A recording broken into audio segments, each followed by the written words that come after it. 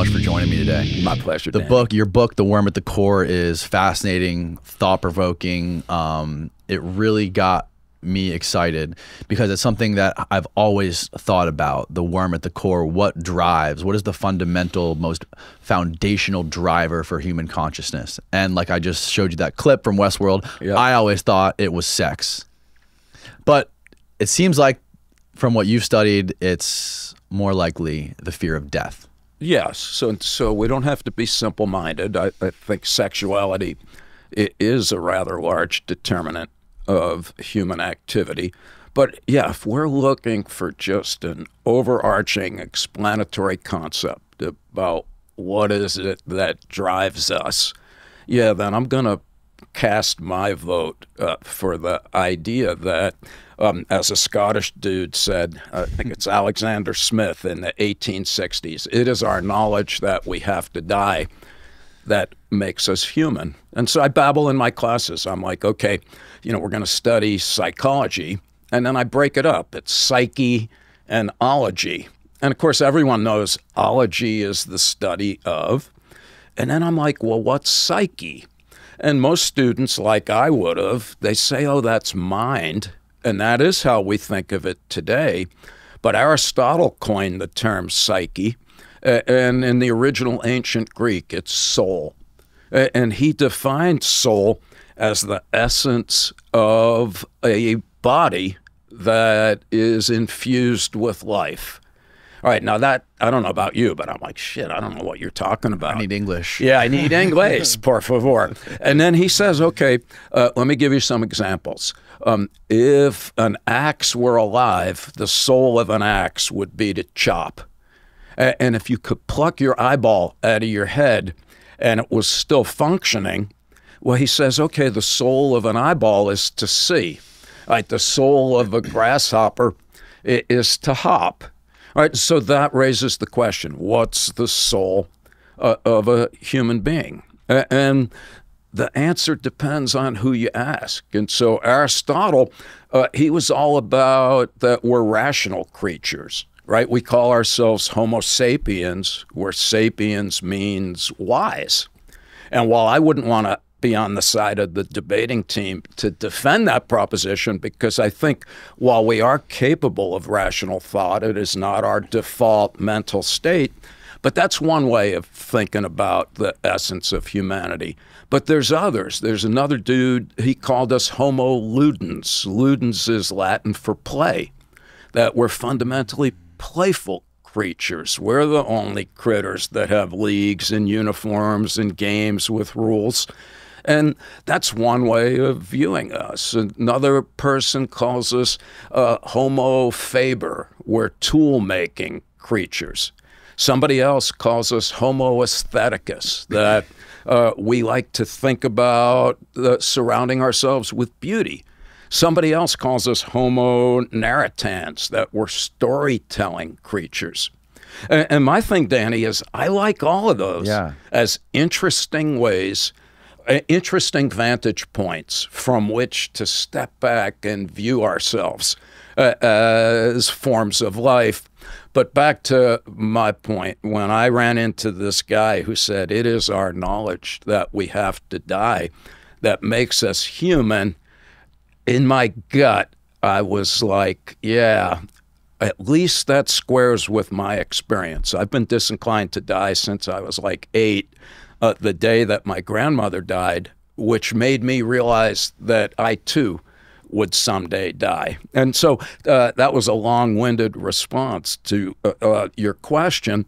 But from our vantage point, the work that we do is very much based on the assumption that a defining characteristic of our humanity that differentiates us from all other forms of life that we are currently aware of is that we know that we're going to die from a rather early age, and the average individual is not particularly comforted by that realization.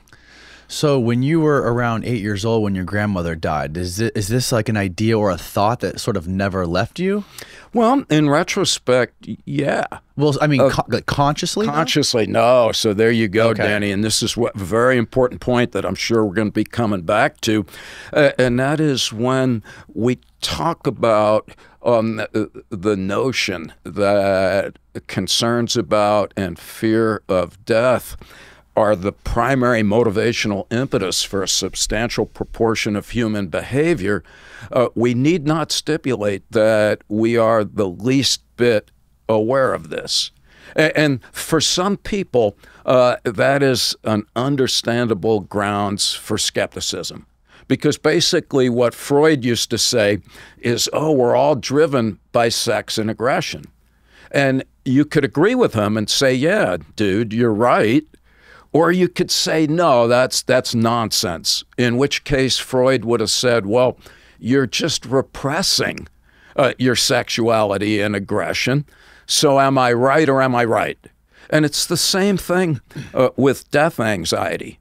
There are some people who say, I am not afraid of death, and therefore I'm going to stop listening to anything that you say on those grounds. But this would be unfortunate, because we do know empirically that when people say that they are completely unafraid of death, either they have attained a Buddha-like serenity in the wake of the awareness of their mortality, or they're actually riddled with death anxiety that they repress quite unconsciously.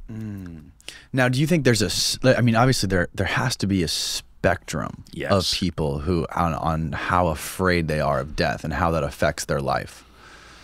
How did you begin to start studying and doing conducting these studies on terror management theory? Yeah, great question, Danny. So we're minding our own business. My buddies Jeff Greenberg and Tom Pazinski and I, we were fellow graduate students at the University of Kansas. We all finished and got jobs, and in 1980, I bumped into a book by a recently deceased cultural anthropologist, Ernest Becker, called The Denial of Death, that received the Pulitzer Prize a few weeks after he died, ironically, of cancer at age 49 and around 1973 or so. And what Becker said, I just found disarmingly simple and poignantly profound. He just said, look, in many ways, we're not that much different from all other forms of life. Here he's channeling Darwin. We're biologically predisposed towards self-preservation, to stay alive and to reproduce. All right, but then Darwin's like, yo, but there's a lot of ways to stay alive, right? Got the giraffe with the big neck, got the turtle with the shell. You know, you got birds with good eyesight and so on. All right, well, what about people? And here we are, an interestingly paradoxical species, because on the one hand, we're actually kind of an abomination physically, right? We do have some good stuff going for us. Upright bipedalism, opposable thumb, stereoscopic binocular vision, all really good.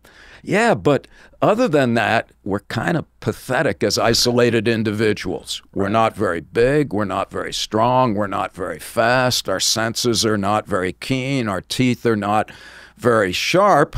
And basically, I kid my students in college. I'm like, hey, you know, you're talking shit about how you can function autonomously. Give me your phone, give me your credit card. I'm going to helicopter you on top of a mountain on a fine day and tell you to have a good day, because it'll probably be your last one. Right. And so, well, why is it that we're not only here, but really kind of dominate and permeate Earth? And there's two reasons. One is that we're uber social creatures. Thankfully, we don't have to get by ourselves. We are, in a lot of ways, unique in being hyper-cooperative individuals who together are able to construct and maintain a host of elaborate institutions that facilitate our collective survival. Right, that's like awesome. But that's not enough. Bees and termites are social Right. creatures. So now Becker shifts to the big brain. And he's like, all right, let's not be too arrogantly homocentric, but let us note that we have an enlarged forebrain that enables us to think abstractly and symbolically to the point where we can imagine things that don't even exist and then have the audacity to create them. And I just find that astonishing. Every other form of life has to accept the world in the form in which they encounter it. All right, now again, all right, I get, bees build hives, beavers make dams, spiders spin webs. They've been doing it for billions of years and they haven't changed one bit. All right, but we have Leonardo da Vinci drawing a picture of a helicopter and people are like, you're crazy, dude. And 500 years later, we've got Jeff Bezos and Elon Musk flying to the moon. I like Otto Rank, one of Becker's favorite guys, who just says, only humans make the unreal real. I just find that extraordinarily uplifting as well as explanatory, because most of the things that we enjoy as humans, like chairs and tacos and music, and even us being able to talk to each other today, are by virtue of the hyper-creativity that emerges from an uber-social cooperative animal. All right, all good.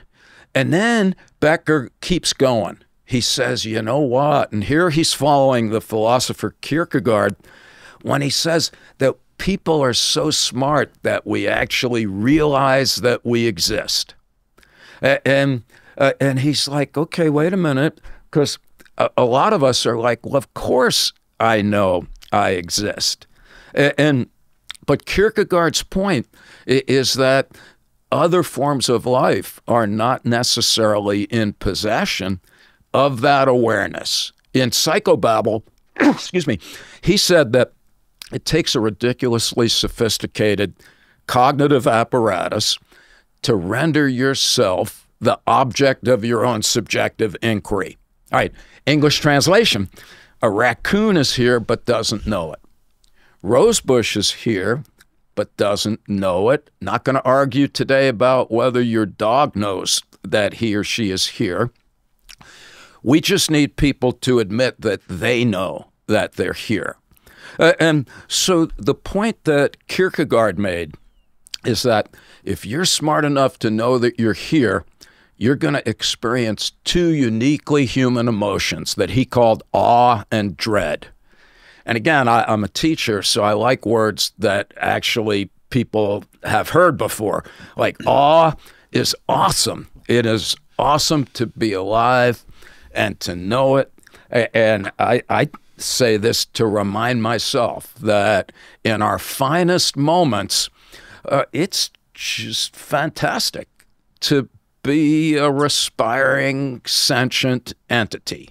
When you wake up some days, it was so beautiful on the plane, magnificent day, people are friendly, and it's just like, it is great to be alive. I didn't need to win a Nobel Prize or $1 million to just be infused with a joyous sense of awe and gratitude by virtue of merely existing, right? Hold that thought. It's great to be alive. And then Kierkegaard turns right around and says, yeah, but it's dreadful at the same time, because unless you're a child or an idiot, you realize that you're here. And that necessarily entails the collateral recognition that, like all living things, your life is of finite duration, and you too someday will expire. So that's thing number one. And this is the big Ernest Becker point, and that is that the uniquely human awareness of death. And when I say that, Danny, I'm not saying that if you're an antelope and you're about to be eaten by a hungry lion that has its jaws around your head, my guess is that you know that things are not going well. But only humans are aware of death at a rather early age, in some cases as young as 2, in situations where our life is not threatened. And so that's what makes us unique, is the awareness of death and the absence of conditions that would typically be associated with it.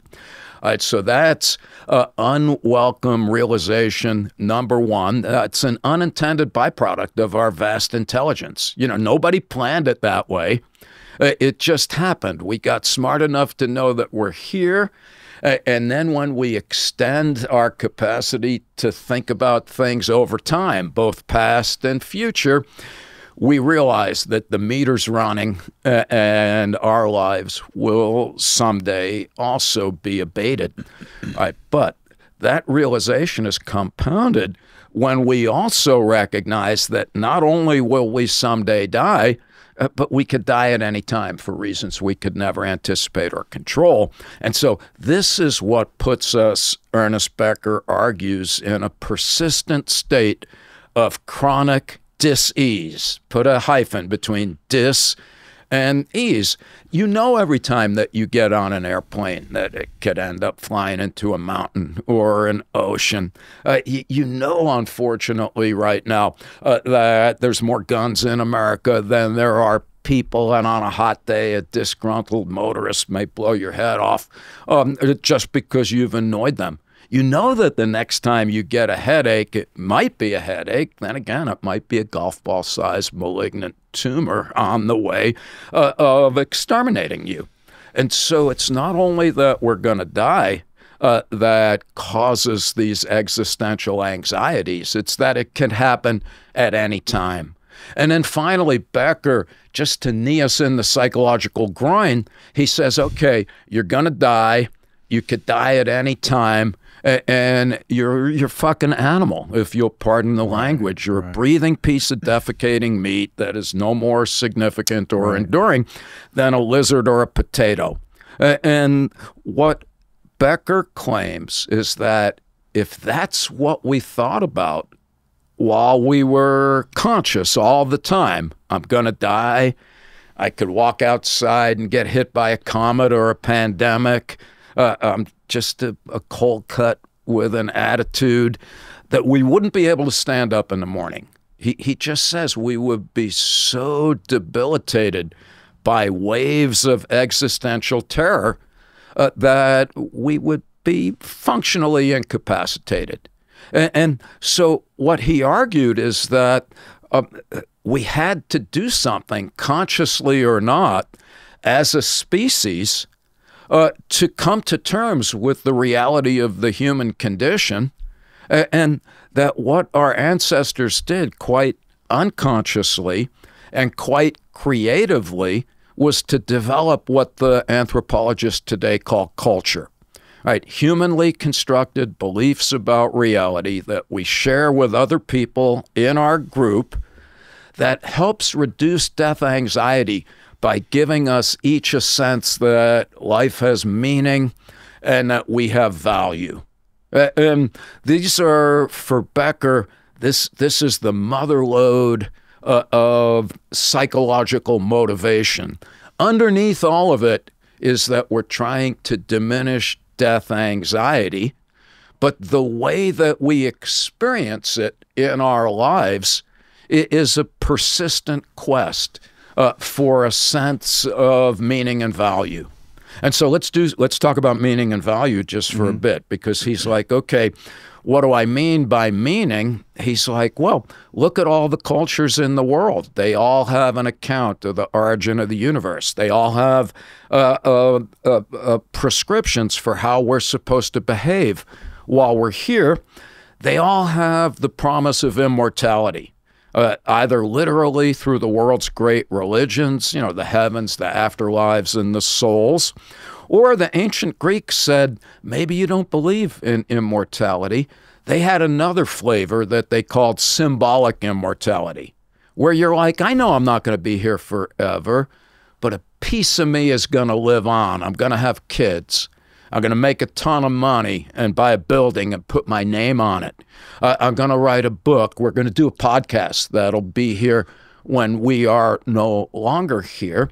And all that Becker points out is that, in order to stand up in the morning, we need to think that life has meaning. And when we don't, that's his definition of depression. He's like, sometimes it's hard to think that life is meaningful. And in his language, that makes us disillusioned. Our culturally depicted account of the world is no longer compelling. And when we get disillusioned, that makes us demoralized. We don't have any symbolic blueprint for how it is that we ought to behave. So anyway, his big point is that we need to think that life is meaningful. But that's necessary but not sufficient. We also need to think that we're valuable contributors to the meaningful cultural drama to which we subscribe.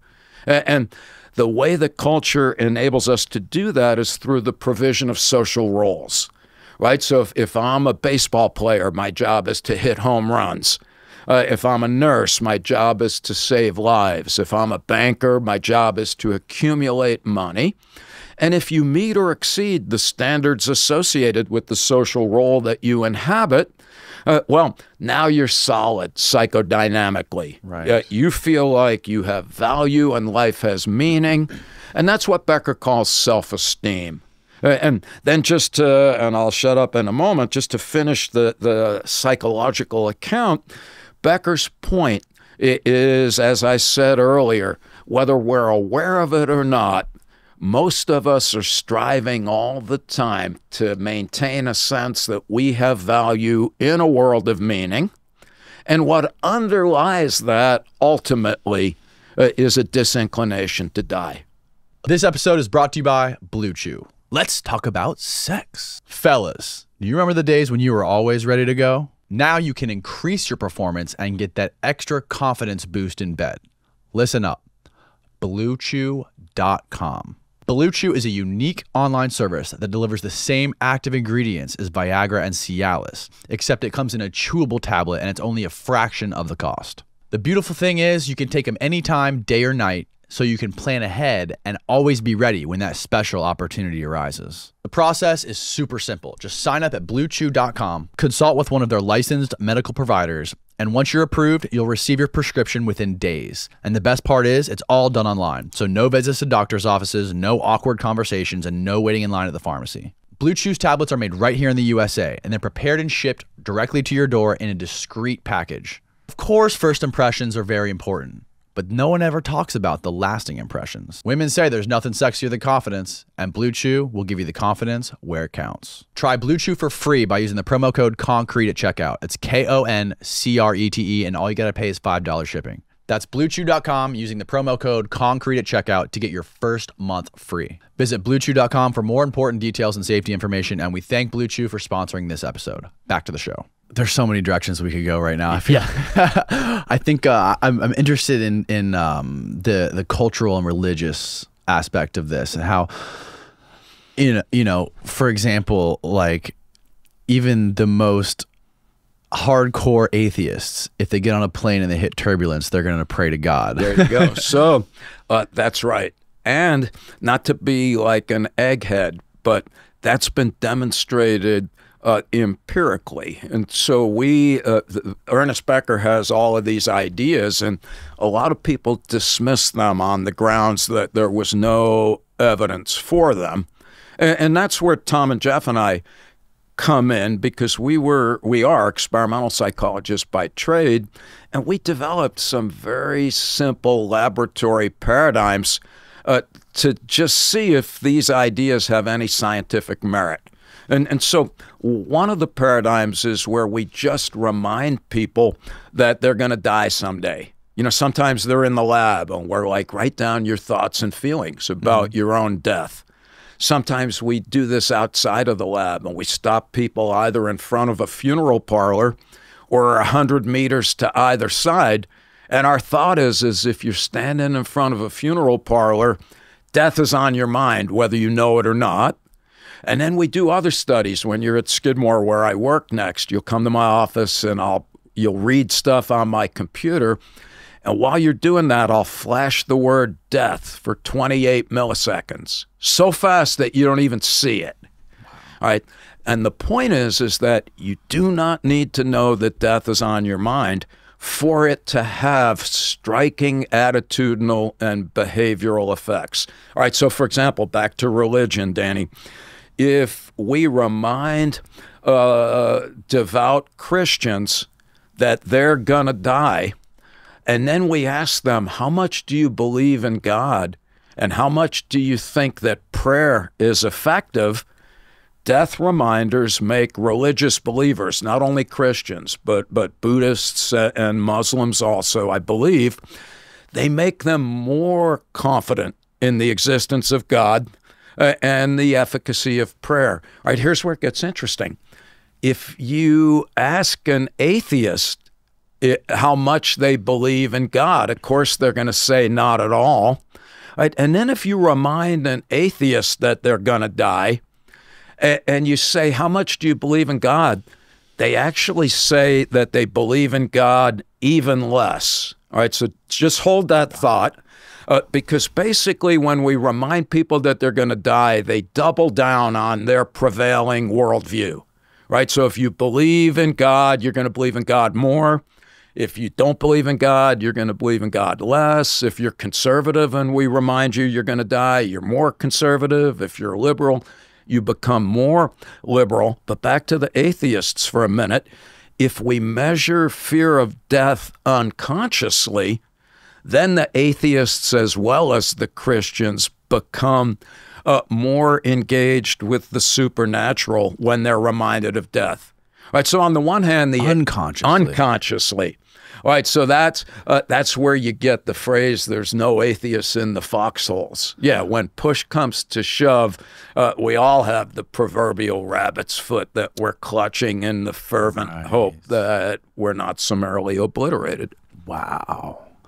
There's something Ernest Becker said about after he had kids, he thought more about death. That's something that I can relate to. Yeah. I thought a lot about death and like what the world would be like if I just disappeared after I had kids. It was very weird, very dark thoughts I would have for no apparent reason, subconsciously. Yeah. Is it true that he became religious after he had children? That's by his account. I never met him, although I have met Marie Becker, who is still alive. And yes, he grew up in a somewhat religious household, evidently a Jewish household. When he became religious after his kids were born, he embraced Christianity. And ultimately, he embraced religiosity broadly. At the end of his life, he, without insisting or demanding that any of us adhere to his views, what he argued is that in general, a religious worldview may be more effective for helping us cope with existential anxieties than more secular ones. When it comes to children, is there how much time did you spend studying children being aware of death subconsciously or consciously, and like how can you describe their differences based on the realization of death and before they're aware of it? Okay, so these are awesome questions, Danny, and I like your style because what you've just done is to point out how complex it will be to inquire in a rigorous fashion to answer those questions. So to back up a bit, it's unclear if small kids are aware of death prior to them being able to talk about it. Mm-hmm. So that's always going to be important.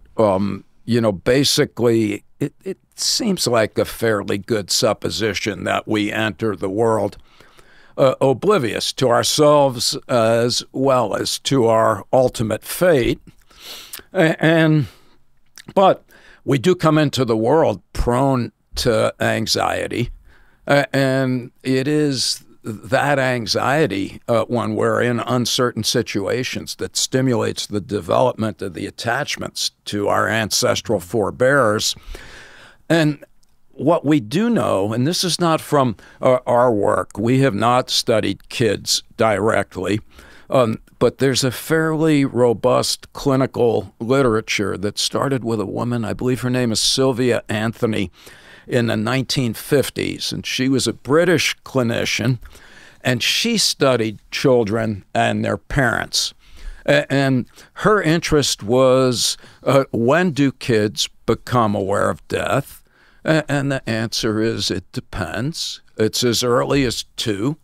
And the claim is that by 9 or 10, almost all kids are at least vaguely aware that they will someday die.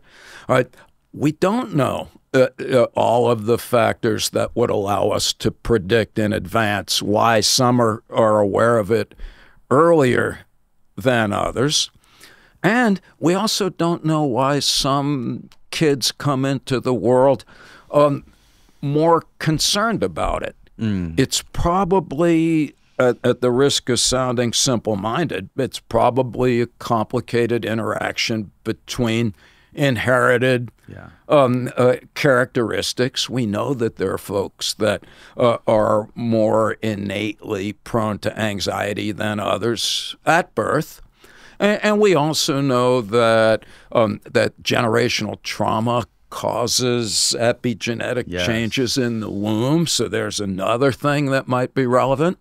And then just the life circumstances that we find ourselves in, the impoverished and folks that tend to be on the downside of being discriminated against. So impoverished outgroups, not surprisingly, tend to be more prone to existential malaise. Because I think there is a connection between the children. The younger they are, the less aware they are of death. When you compare it to religion, typically when people get older, it's more likely for them to become and embrace religion or a god or any sort of afterlife, something like that. That typically, at least in my case and everyone I know as a kid, we're just like heavy metal, you know, fuck religion, that shit's for losers, nerds. And then when you get older and you have kids, you kind of embrace it more and you kind of understand it more. And I don't know if that's because you're getting older and you're realizing that, you know, your meat sack is going to fail you. It's failing you now. It's going to keep getting worse.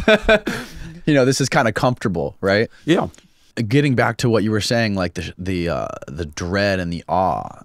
When you're in those states of awe and you realize, like, we have the ability to understand when we're experiencing these amazing life experiences, we understand there's an equal opposite to that. Nice. Right? Yes. Or I don't know if we do, but I think that maybe as odd as it sounds, Danny, I think that's a wonderful point.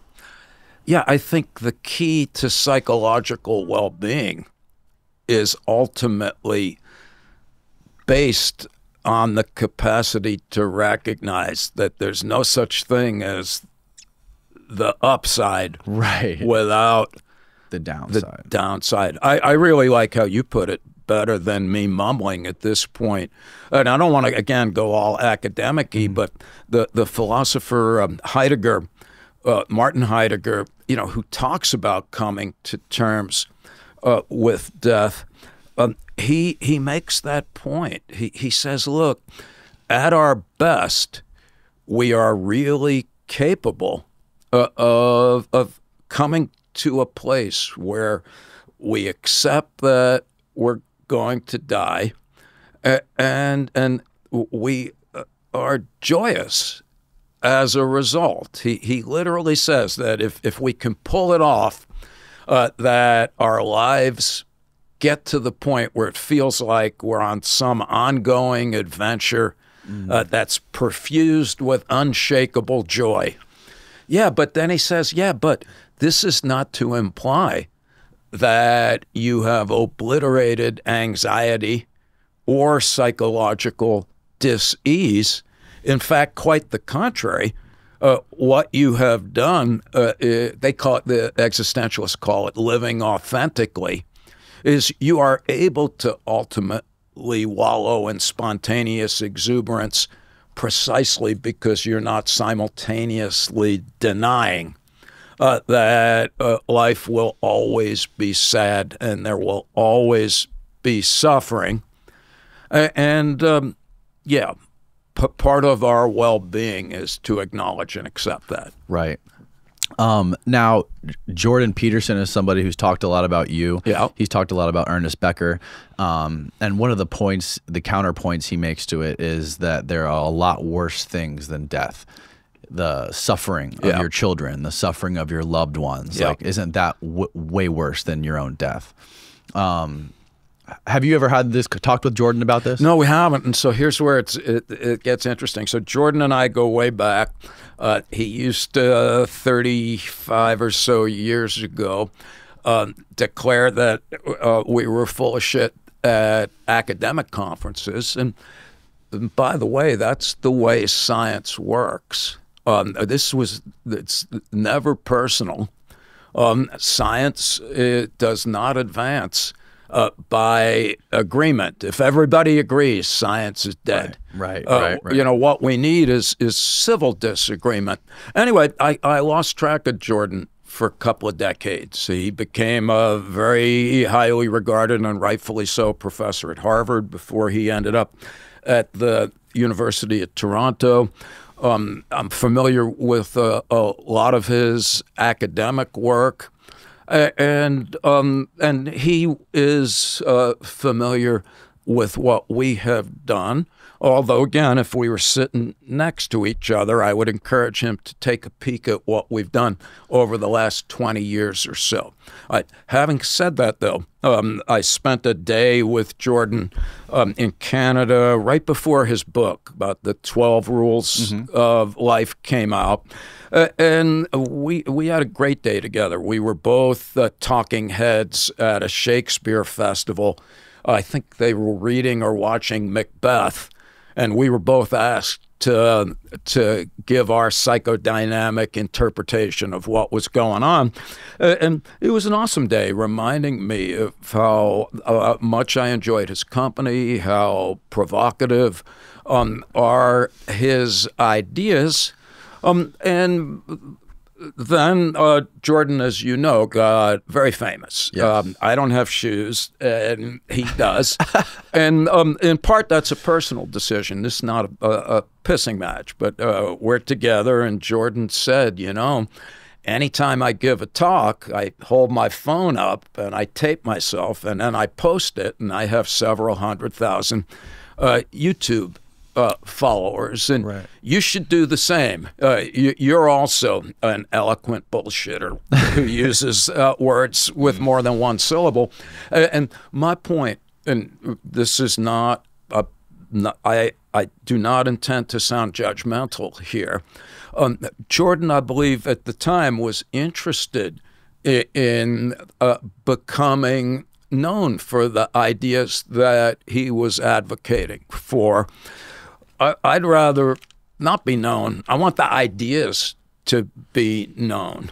And again, I don't have shoes. It's probably because of that. But anyway, no matter.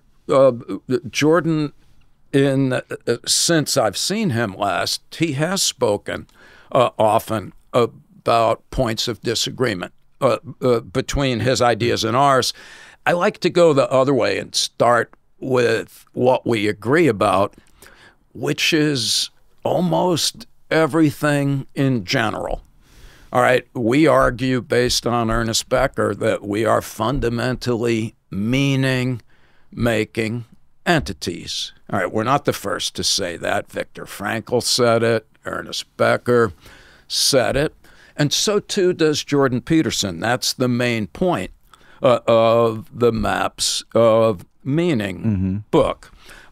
Where we disagree is how that is best accomplished and the range of possible manifestations of meaning and value. All right, back to English translation. Jordan is a staunch advocate for a neoliberal Christian worldview. In other words, he's like, we're meaning-making entities, and the best cultural worldview is the European Judeo-Christian tradition. So religiously, it would tend to be Christianity. Politically and economically, it would tend to be neoliberal economics.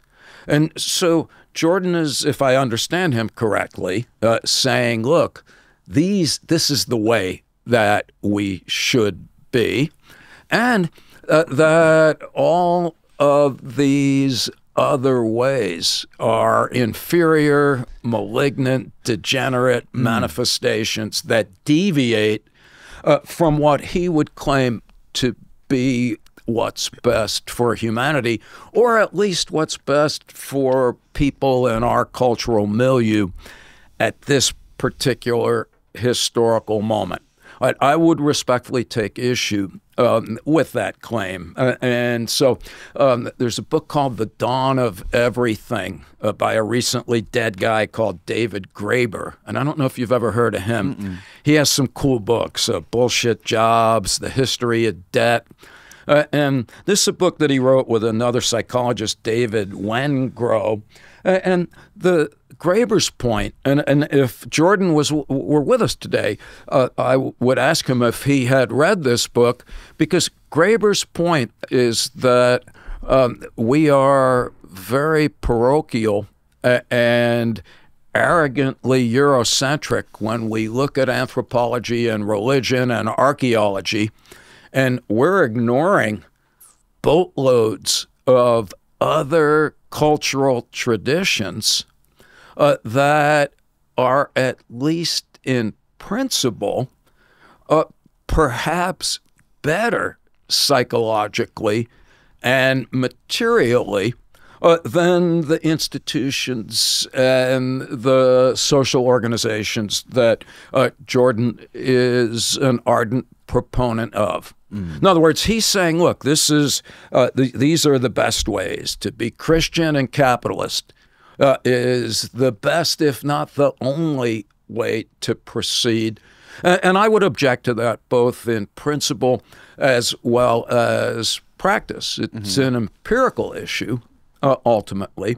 So I would guess that's where, Jordan makes some claims about the research, when he says, oh, death is not that terrible. These other things are more terrible. Well, that's empirically not the case. All right, we've asked people, how would you feel if so-and-so was dying? How would you feel if this happens? And the fact is that in our studies, what really impels people to respond in a defensive fashion is an intimation of their own personal mortality. Wow. So once again, this is where sometimes we have to be able to momentarily suspend our belief in common sense. Because I too was riddled with thoughts of death and anxiety when my kids were born. And I too thought that that was worse than me dying. But there's not been any empirical demonstration of that claim, at least that I'm aware of.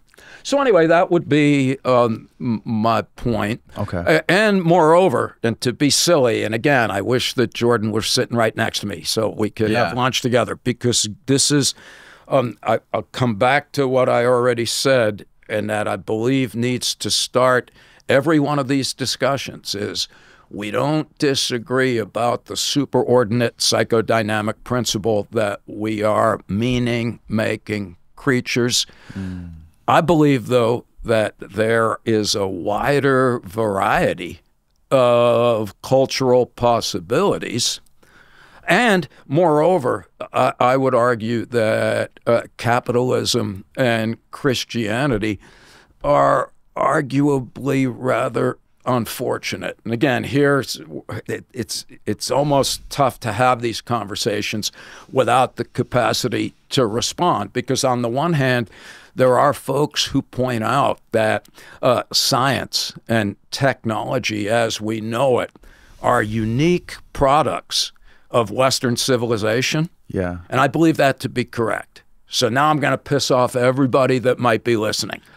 There are, like when Steve Bannon says, I'm proud to be white, I think he's proud to be white for the wrong reasons, but it is, I think, a defensible claim that there are aspects of the Judeo-Christian tradition in the West that are responsible for the development of the scientific method and the technological advances that for a lot of people on Earth have made life rather pleasant.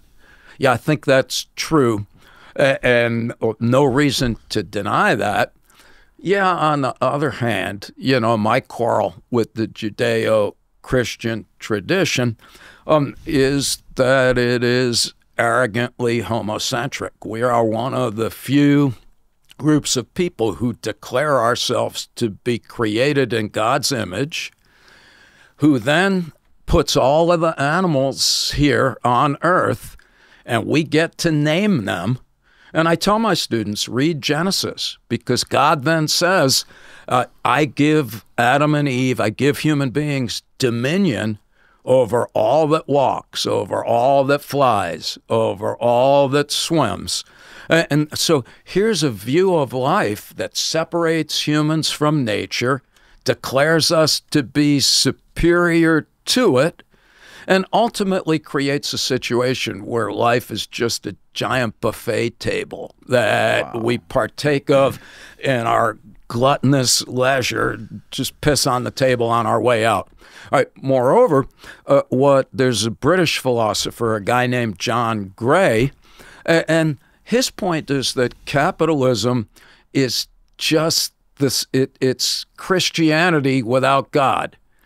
Because now instead of eternal life, what you're groping for is infinite wealth. And it is similarly, and this is ultimately even more highly problematic than an arrogantly homocentric religious worldview, for two reasons. One is that, and these are familiar arguments, but one is that a capital-based, now that's not the same as a market economy, by the way, but a capital-based economy requires infinite growth in order to sustain itself. If people in America only bought what they actually needed, the American economy would collapse by lunchtime. Right. And moreover, there is no point at which individuals can ever consider themselves to be satiated or satisfied. Enough is never enough. So Mary Poppins said, enough is as good as a feast, but I've never seen an American behave like that. Elon Musk is the richest guy in the world. What's he doing today? Well, trying to make more money. Ditto for Bezos. And what Ernest Becker said is, beware of insatiable desires. Everything in nature, enough is enough. I like pizza, but after 12 slices, I've had enough. I like chocolate, 55-gallon drum of M&Ms, had enough. Fill in the blank, beer, sex, movies, music. There's an upper limit, right? But there is no upper limit to people's desire for material wealth. And this has made folks like John Gray point out that we're pursuing the same thing both on heaven and on earth, which is not dying. Yeah. That's heavy. It is heavy. No, and I say these things, Danny, to be sure we understand each other. I'm not claiming that I have any privileged, detached position. Right. I'm saying that I too am a respiring, meat puppet, riddled with anxieties that I'm primarily unaware of that are manifested in these kinds of behaviors. And I'm not saying these things, well, no, I am saying this intentionally to just insist that I'm prone to all of these affectations. I can't tell you how many times I've been like lost in the middle of nowhere at night, and then I'll reach in my pocket. Ooh, I have some money. I'll reach in my pocket and I'll be comforted by a piece of paper that has no value in the forest unless you're out of toilet paper. And yet there's just something comforting about being in the presence of money. Right. Yeah. Right. And again, if you're an American, turn the dollar bill over, because on the back it says, "In God we trust," demonstrating that money has always had religious connotations. And then there's the little pyramid on the back left side of a dollar bill with an eyeball floating on top of it. And look at a dollar the next time you have one. And that's the ancient Egyptian symbol of immortality. So even, so when people are like, "Oh, you're full of crap," you're saying money is just a symbol that we use to exchange goods and services. Yeah, it's that, but so much more. Right. Going back to Jordan, I think one of the big points that he makes, that he likes to make, is the difference between equality of opportunity versus equality of outcome. Yeah. Right. And he thinks that it's important to have equality of opportunity. Yeah. But sort of trying to balance the equality of outcomes is not a good way to run a functioning society. Yeah. And that ties into sort of his disdain for Marxism. I know that can become like a bumper sticker type word. Again, I'm going to be a dick. He should read Marx, who was a crappy economist, but an amazing psychologist, in my opinion. My point, again, I'm saying this repeatedly just to emphasize that I would feel much more comfortable in a discussion with Jordan next to us. He doesn't, if we could get in touch with him, maybe he'll come That'd by. Be a fascinating conversation. We'll have some lunch. But my point, and here I would ask if he's read a book by a Harvard philosopher, Michael Sandel, called The Tyranny of Merit. And what Jordan and folks who share his views, they're big fans of meritocracy. Yes. And which is superficially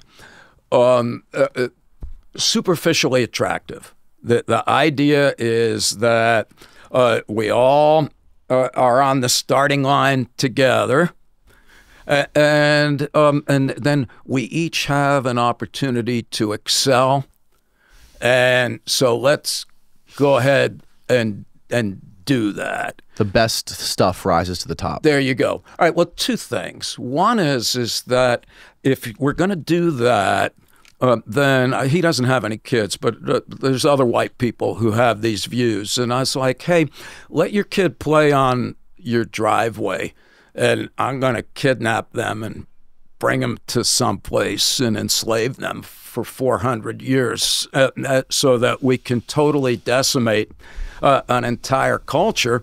And here we're getting into, fuzzy territory.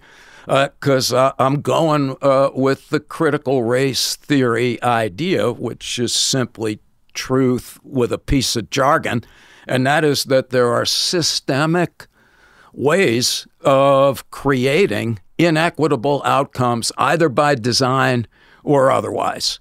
And so there's a reason why the average white family has 10 times more wealth than the average black family. until 50 years. You couldn't own property if you were black. You couldn't get a mortgage or a GI Bill for education. And so we have systematically, it's like putting cement necklaces on people and then letting them stand next to other people on the starting line of a race and saying, oh, you're slow. So thing number one, and I'm not saying that I have a way to remedy this. So these are two different questions. Acknowledging that there are fundamental inequalities as a result of systemic injustice, that's just a statement of fact. But it doesn't follow from that as to what to do about it, right? I'm not advocating for any particular program of amelioration. I don't know if reparations are a good idea. I see both the upside and the downside of affirmative action. But so that's one problem, is I'm not seeing equality of opportunity. So Jordan's saying, oh, I'm a big fan of equality of opportunity. If there really was equal opportunity, then I don't think we should dictate particular outcomes. In other words, in a world that doesn't any longer exist, when I was in the 1970s, when I graduated from college, if you were a white guy and you wanted a job, you could read a newspaper. I tell my students, these are pieces of paper that has shit in it, and at the back of the newspaper were lists of jobs. And if you wanted a job, it would take less than a day to get one, and minimum wage was enough to rent an apartment and get a crappy used car.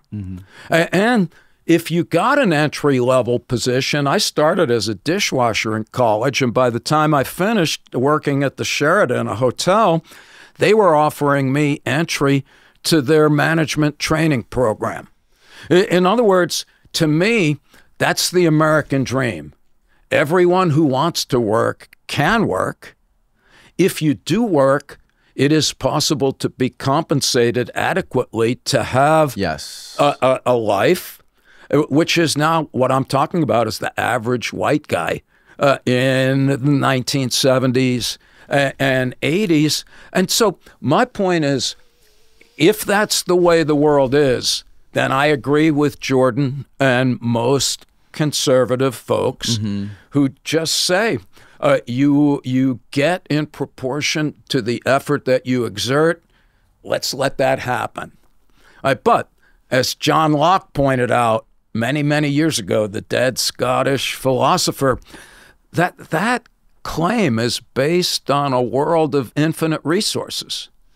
In other words, what Locke said is that if I want to own 1,000 apple trees, that's fine. If you want 1,000 apple trees, then you can just go someplace else.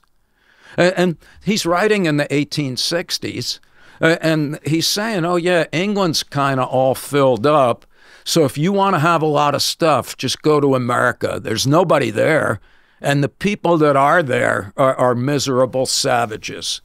Well, the fact is that they weren't miserable, but back to reality, what the meritocracy guy says, Michael Sandel, is, but that's not the way things actually are. In other words, we live in a world of limited resources. Like it doesn't, you can have a perfect grades and perfect SAT scores and still get rejected from Harvard and Stanford. And the point that he makes is that we have gotten to the point as a society where we don't even value people unless they're the absolute best at what they do, right? So basically, if you're rich, who cares? You got to be the richest person. If you're pretty, you have to be the prettiest person. If you're an Olympic runner, you have to win a gold medal. Or else, nobody knows who comes in second, according to this argument. Well, what Sandel said is, well, when we live in this kind of society where we tell our kids, if you tried hard, you can be just as rich as Bill Gates or Oprah. Or if you wanted to, you could be just as pretty as the female models on the cover of Cosmopolitan that are actually 20% thinner than it is possible for a human being to be. Then we create a situation where every person in America, if they're not the best at what they do, is either miserable or enraged. And think about it. That is the culture we now live in. The rate of depression in America is 10 times higher than it was in the aftermath of World War II. Our life expectancy is lower. We're having like literally aggressive confrontations in parking lots ending with guns over things that used to be considered relatively minor indiscretions. So to get back to your overall question, yeah, I would take respectful issue with this idea of that people have equal opportunity first and foremost, and that I think they are overstating the case about insisting on identical outcomes. That's never been the progressive point of view so much as a state of affairs that allows everybody the relatively equivalent latitude to best develop themselves. Yeah, I think Jordan, he also talks from more of a personal perspective too, being at the university he was at. I think he talks a lot about like children getting, or kids getting enrolled in colleges, and like the scale sort of going the other way, right? Like taking a white kid with straight A's or a black or brown kid with B's, and they would take the kid who had a different skin color to sort of balance those scales. But I guess his claim is that they go too far. I think, again, perhaps. This is where I think we've got to be nuanced. Right, yes, absolutely. Honestly, and that's why, I'm being annoying, but I'm going to blast Jordan a message and say hi. See if he's up for a casual conversation about these matters. Yeah. And John Locke is fascinating too. Some of the stuff you talked about John Locke really blew my mind. Me too. Especially when it comes to how you integrate some of the, capitalism into politics, and how money kind of controls everything from corporations influencing the policies that are implemented on us, and it all comes back to consumerism. Yeah. So now Locke wouldn't have framed it that way, even though I agree with what you're saying. Locke would be mortified by what is now happening, because he really was, well, in my opinion, a genius, and ultimately was trying to produce a radical transformation that gave all of us who are here today most of the basic individual rights that we collectively enjoy. In other words, he was responding to the prevailing mentality at the time, which is that top-down leadership by divinely ordained autocrats. And he was like, that's backwards. That the unit of analysis is the individual. And what he was trying to do was, in my opinion, to create a situation that shifted power and autonomy to each of us as individuals, noting that we are individuals who exist collectively in a civil society. And it's a little long-winded, but I still I find it a compelling tale, because he says, well, in a state of nature there were no societies. There were just individuals, and we were just all trying to stay alive.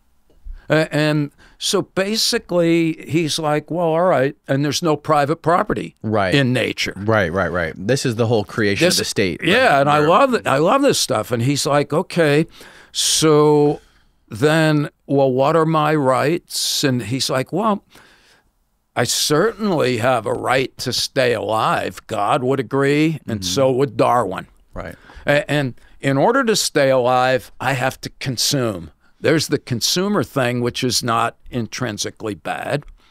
And then he says, look, nature is here for all of us. It's common property. It's not private property.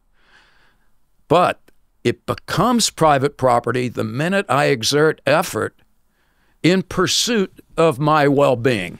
Right? So I see an apple tree, I walk over, I grab an apple. When I grab it, it's not everybody's apple, it's my apple. And Locke goes on and he says, hey, I can have as many apples as I want, as long as I don't steal them from other people or let them rot. All right, and then he's like, okay, but think about it. You're hungry. There's an apple tree a mile away. And then there's just a guy 10 meters away with a bunch of apples. What's easier, walking a mile in the heat or grabbing a rock and cracking his fucking head? And Locke said, it is just human nature that we will transgress. But if I go over and crack a guy's head, well, then his family will get some oil maybe and dump it on my village and incinerate the whole neighborhood. His point is that we are incapable of rationally adjudicating conflicts, and that puts human beings in a state of nature, in a constant state of war. And so what Locke argued is that we reluctantly relinquish the absolute freedom of nature in order to become members of a civil society. Yes. We give up the freedom to crack somebody's head if they've cracked our head. We defer to the government to keep us safe and to adjudicate disputes. Right. And in Locke's view, that's the only function of government, to protect my property, including my family, and from domestic turmoil or foreign invasion. And anything else is inappropriate. And that's why conservatives are big fans of small government. Back to the money thing, though, because he's like, hey, property is good. I can have as much as I want. And everything was great until the invention of money. Because before money, there'd come a point where you had enough apples, you had enough trees, you had enough cows. But for Locke, once there was money, then here you had this thing that doesn't rot, right? That's what makes gold unique. Everything in nature, Locke says, is transient and decays. Gold is perpetual. And what he argued is that this allows us to accumulate money, and he says, I can have as much as I want without harming anybody else. Moreover, he says people are different. We vary. He uses the word industry. And all that means is some of us are smarter, some of us are not lazy. And he says, well, if people vary, then it makes sense that over time, some of us are going to be richer than others. And that's a good thing. So for Locke, inequality is natural and it's good because we need the achievements of the occasional unique individual in order to make life better for everybody. Right. And now, again, there are lots of aspects of that argument that are quite compelling.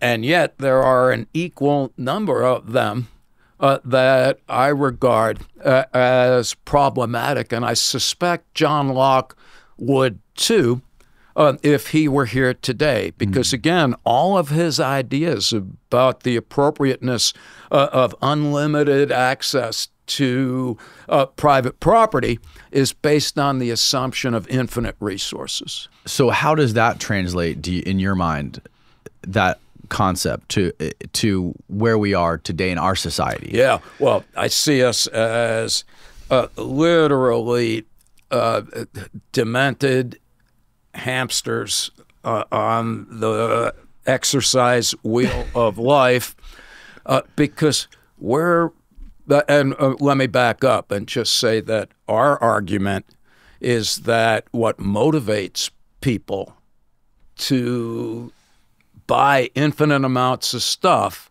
and have ever larger piles of money is death denial. Right? So there's this old-timer dude who is at Tennessee Williams in a play called Cat on a Hot Tin Roof, where the head guy, he just says the human animal is a beast that dies. And if he's got money, he buys and he buys and he buys.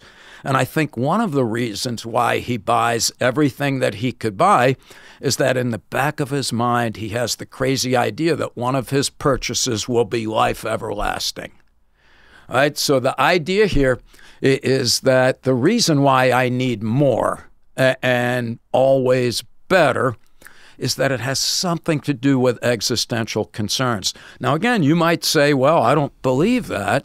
That's where the research comes in. Yes. So when people are reminded that they're going to die, and you ask them, how much money would you need to be rich? They say that they need more. Right? When you ask them what they would spend their money on, it's mainly luxury items that confer status, like expensive cars and watches.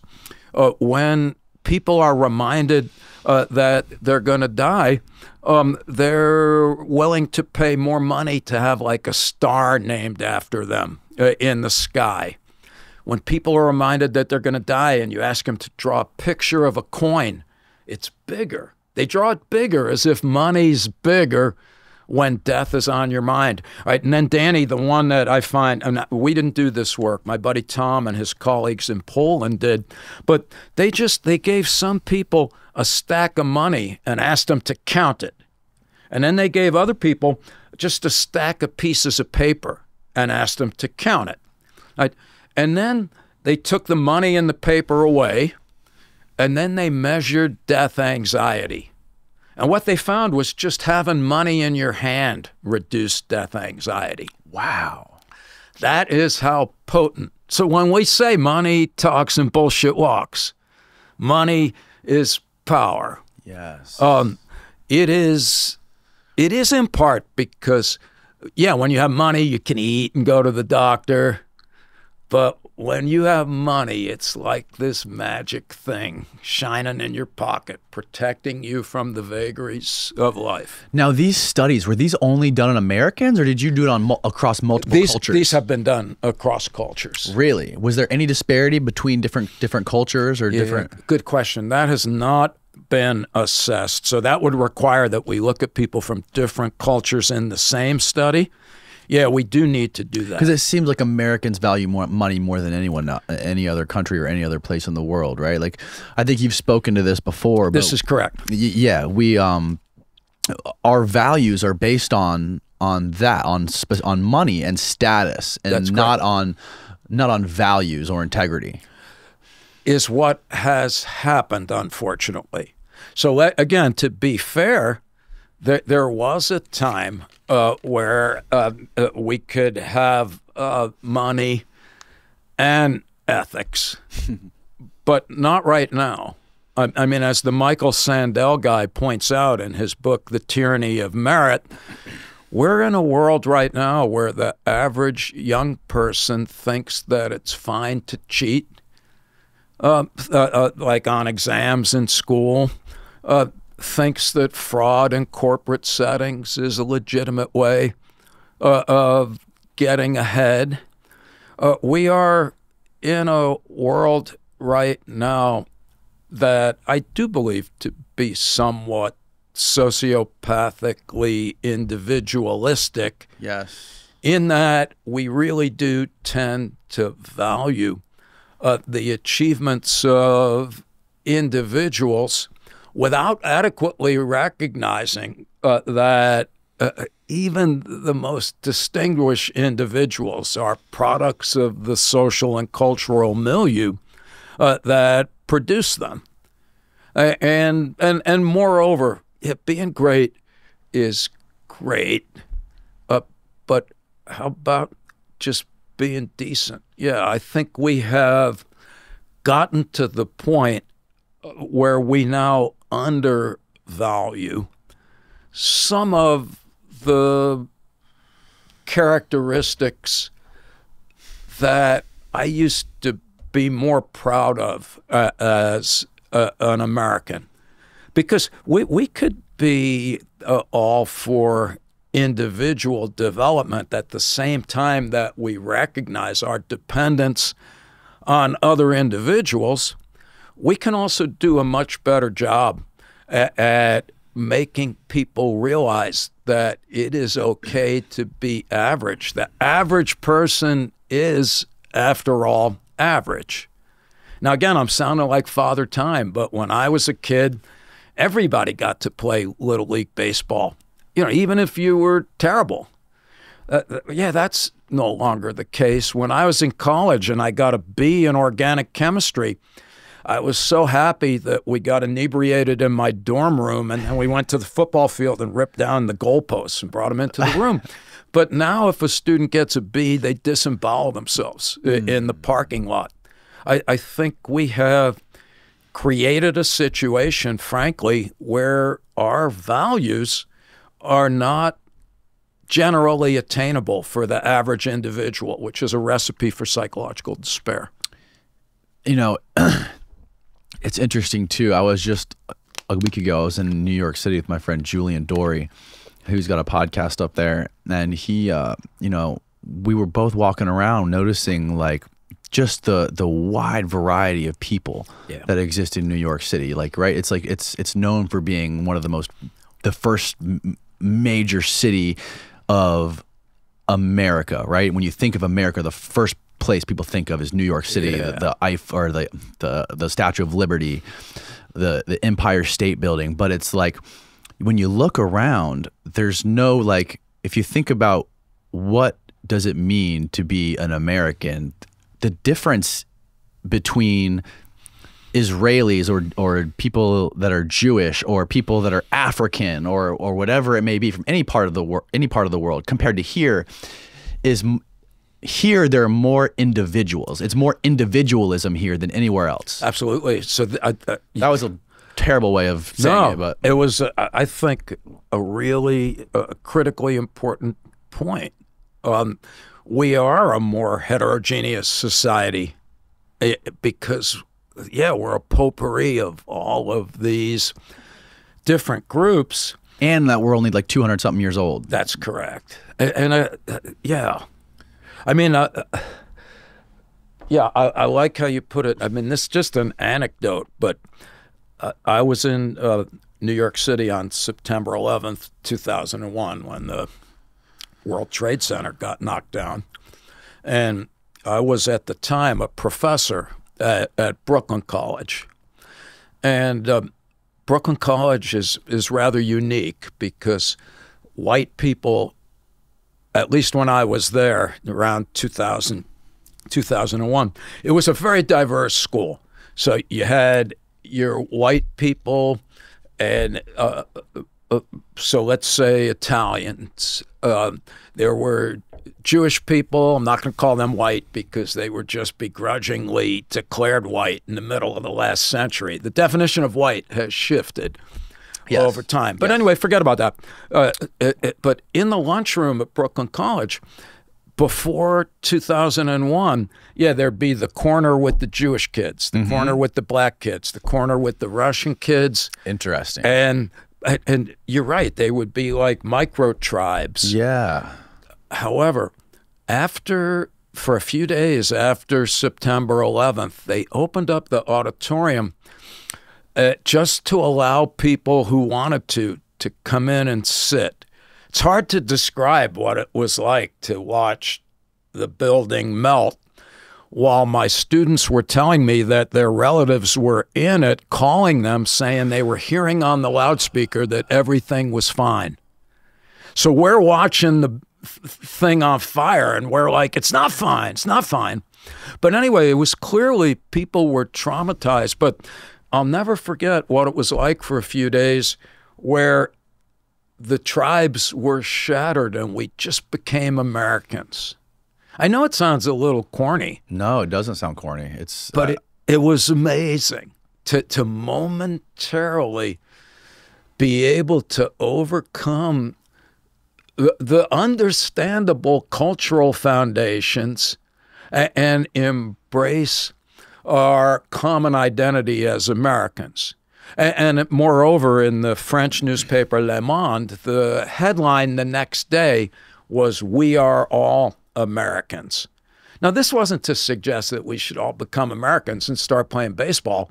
It was just the point of let's momentarily unite and let's overcome what are ultimately secondary differences. And this is what's hard about being an American, because the whole idea of America at its best is that I can be a Chinese American. I am Chinese, proud of it, if I was, but I'm first and foremost an American. You know, African American, Asian American, Italian American. Yeah, and I'm drifting a little bit, Danny, but I think one of the current difficulties right now, the divisiveness and polarization, is that we can't even acknowledge that people we disagree with are fellow Americans. It's a vulnerable position for us to be in. Do you think it's that existential dread and threat of death that what happened on 9/11 is what brought us all together and created? And is that because if you think of other cultures that had to deal with crazy existential threats, Israel, a great example, we never had that. And 9/11 kind of was the first time that we got to experience that. Yeah. So that probably is well put, yes.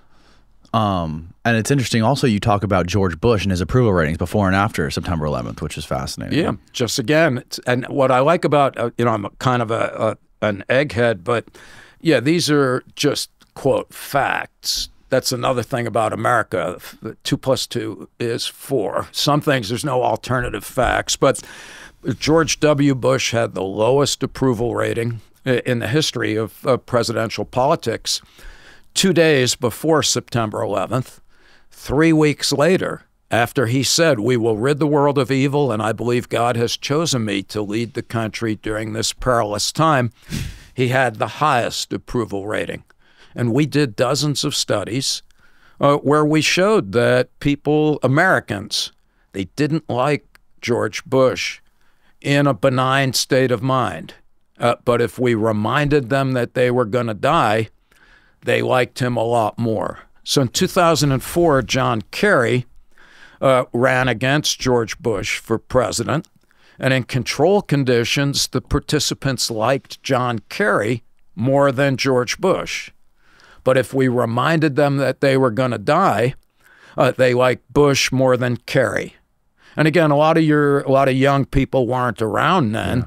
But 4 days before the 2004 presidential election, John Kerry was actually winning in the polls. And then Osama bin Laden put out a video saying he was going to attack us again. And some people argued that that created the death reminder that enhanced people's opinions of Bush. You know, fast forward to more recently, same thing with Donald Trump.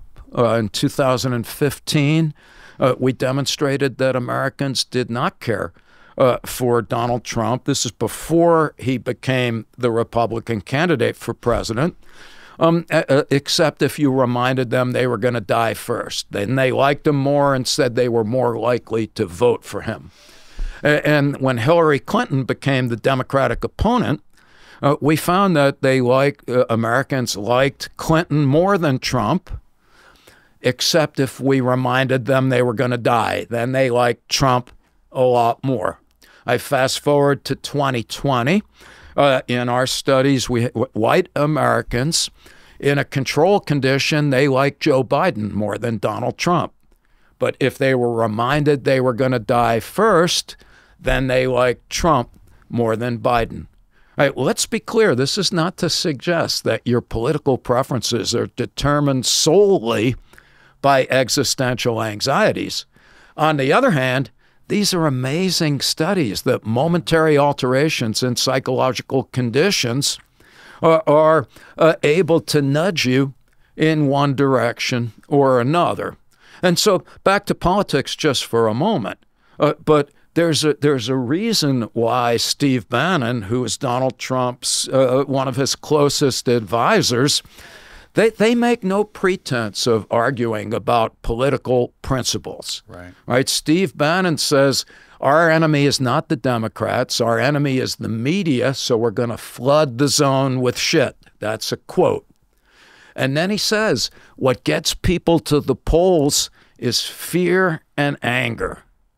All right? And so the way I see it, what's happening right now, part of this, the pandemic has certainly aroused existential anxieties.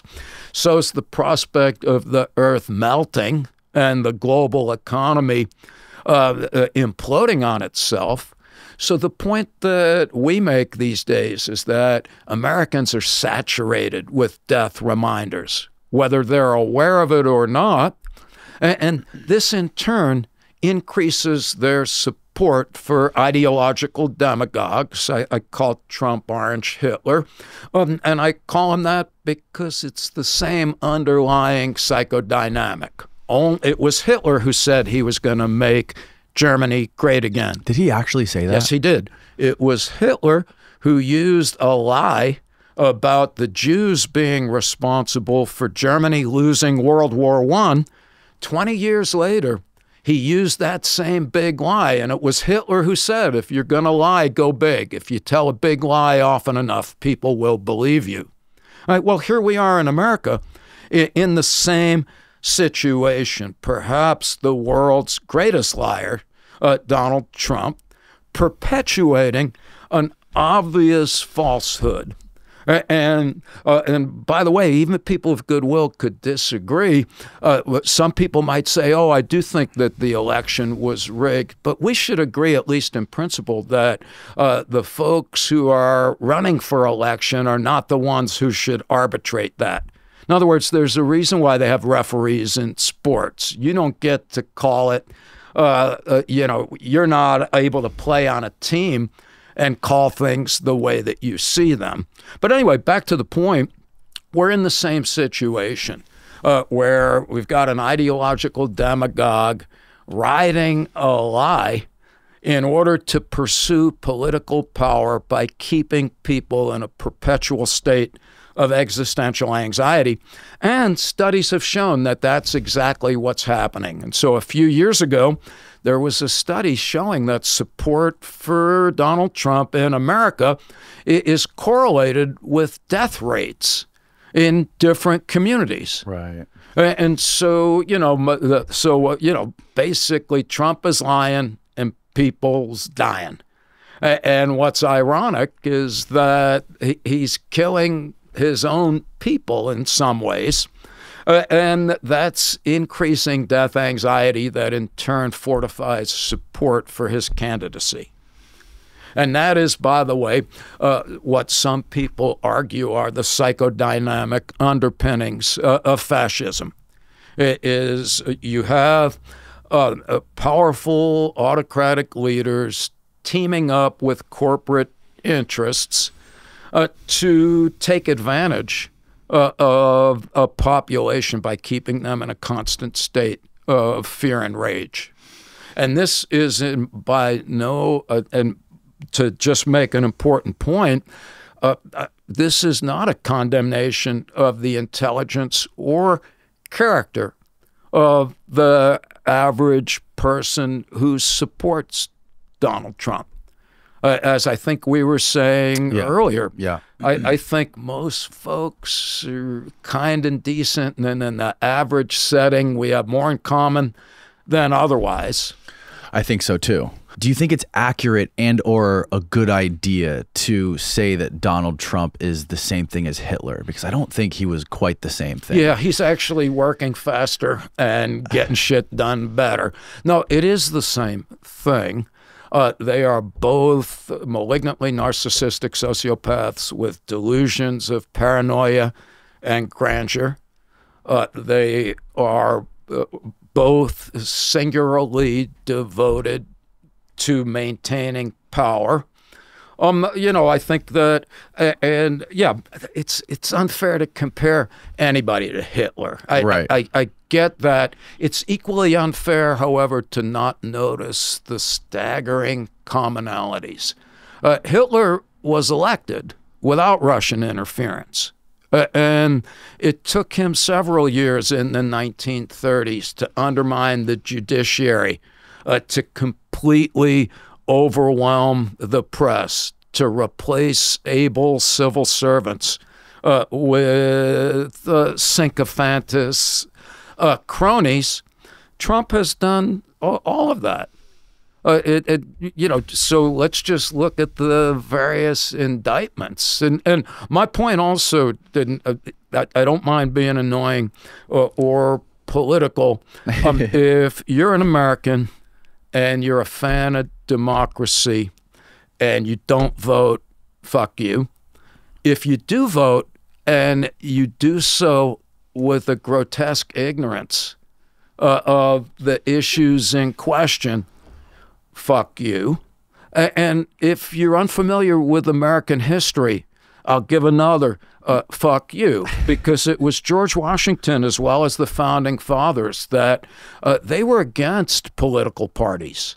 That they said that once we have parties, then we're not going to be on the same team anymore, and we're going to get into domestic conflicts, and that's going to be a ripe opportunity for an ideological demagogue to be elected and to ransack democracy. Well, that's precisely what we are now witnessing, in my estimation. Moreover, anyone who has an opinion about President Trump and who hasn't read the Mueller report, fuck you. Because and even if you don't have time to read the report, how about the 3-page executive summary?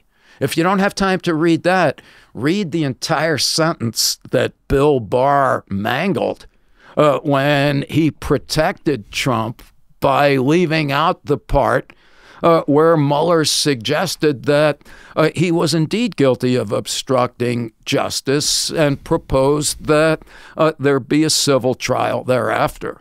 All right, anyway, on top of that, if you've not read any of the indictments, then how are you in a position to be a responsible citizen? What does this say? DOJ under Barr wrongly withheld parts of Russia probe memo. Thank you. Because he took a sentence that was extraordinarily damning, and he only read half of it. And that was before the report was released. Mm-hmm. But anyway, ditto for the recent indictments. Maybe people of goodwill could disagree, but shouldn't we disagree after being informed? Less than 5% of Americans have actually read the indictments. Mm-hmm. And so anyway, my point is that we as Americans have been grotesquely irresponsible. Let's stop blaming the leaders and let's step up. It's not only our right to vote, it's our responsibility. But again, it's our responsibility to do so in an educated fashion. I wonder about these indictments, and I wonder what the thinking is behind them, especially when it comes to like what they're doing, in my view, with these indictments is they're making him an underdog. And I think these indictments and making him more of an underdog and if he gets a fucking mugshot, I think they're just handing him the presidency. Yeah, they're not actually. They're handing him the nomination. The presidency, in the absence of voter suppression, is highly unlikely. And I just say that based on electoral college politics and recent polls. He is unlikely to win a general election, especially in Georgia right now. You know, it comes down, right, and again, we're getting political, but we're not a democracy. We already know that the next election's going to be decided by 3 or 4 states. They even know the particular neighborhoods. You know, if it were just the popular vote, there's no doubt that Trump would lose by 10 to 20 million votes, no matter who he ran against. So that's really? Not, oh, yeah. He lost the first one by 3 million. He lost the next one by 7 million. The amount of effort that's now being devoted in states like Texas, Tennessee, Florida, to ensure that the people are restricted from voting is extraordinarily comparable to what happened after the Civil War during the Reconstruction. So in South Carolina, for example, right after the Civil War, there were African Americans elected to Congress. There were like 80,000 people that voted. Like 10 years later, there were like 800 black people who voted in South Carolina. I guess when you start hanging people and burning. Republican too, right? Yeah. Lincoln. That's right. But the point is that, no, I don't think that what's happening now will ensure a victory in a general election. Also, it's Donald Trump who is portraying himself as a victim. You know, he is he is an evil genius in my estimation. He's a moron, first of all, intellectually. And no, that's a declarative statement. His professor at the Wharton School of Business, where he said he finished first in his class, said 30 years ago he's the stupidest student that he ever had, but he's a genius at appealing to brainstem. Yes, exactly. And so he knows how to schmooze. He knows how to get people to like him. And he is likable. If you got in a room with him, he could get you to like him, right? Absolutely. I like him. I come from the Bronx. He comes from Queens. Right, he's a exactly. likable asshole. But he's also an extraordinarily dangerous one. And he's the one. Remember, he declared that he was running for president in anticipation of being indicted. Most presidential races don't start this early. So basically, he's got it backwards. He's saying, "Oh, you're indicting me, but every time you think I'm gonna win, that's when you break out another indictment." But the indictments, maybe they should have happened sooner. Some people, and they speculate on the timing of them. Yeah, they probably should have. But I blame all that on Kevin McCarthy and what's his face, Mitch McConnell. They're the ones. Listen to them the day after January 6th when they said Trump is responsible. Right. And he should have been impeached and convicted at that time. And if that had happened, we wouldn't be in the mess that we now are. And to your point about like the overwhelmingly narcissistic sociopathic traits, I also believe that is very much a thing with a lot of people in politics, especially high level of politics. And business. Yes. CEOs of Fortune 500 companies are way up there on narcissism and sociopathy. Again, Dick Cheney. Suggesting that a touch of those, right? Remember you said earlier, Danny, and it was a great point, we're on a continuum. And it could be, and some evolutionary types have pointed out, that there may be times where we're well served by a somewhat narcissistic, maybe a tad sociopathic kind of leader. It's when we get to the extremes, because there's no moral compass that underlies any of that. Everything we've just been talking about, is that sort of encompassing I don't know if you started writing it, but you talked about something called left or right is beside the point. Yeah, I never did that. So I would like to write a book called Why Left and Right Are Both Beside the Point. And I haven't done it yet, although I've been blubbering about it at times. And my point, Danny, is that just like political parties, we've reduced this to like a worldwide wrestling federation thing where like, oh, you're a liberal, so if I lean left, that means I'm leaning away from the right, and it's like a tug of war, right? Yes. And it's like, oh, you know, you're the all-encompassing repository of evil. No, you're like anal cranial fusion. And my point is that's an extraordinarily absurd way to look at this, right? First of all, political orientation is in large measure genetically acquired, right? So if you take identical twins and you separate them at birth and raise them in different parts of Earth, if one twin is conservative, so will the other be. Really? It's not identical, but it's what's called a heritability quotient that goes from 0 to 1. And the heritability quotient for political orientation is somewhere around 0.4 or 0.5. And all that means is that if we had a room full of people, that about half of the variation in the group of politics can be accounted for genetically.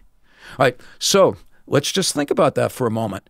If some people are conservative and others are liberal, and it's in our genes, not saying there's a conservative gene, it could be a combination of them, doesn't it suggest that they are both adaptive, perhaps in different ways? Does that make sense? In other words, why would there still be variations on both sides of the spectrum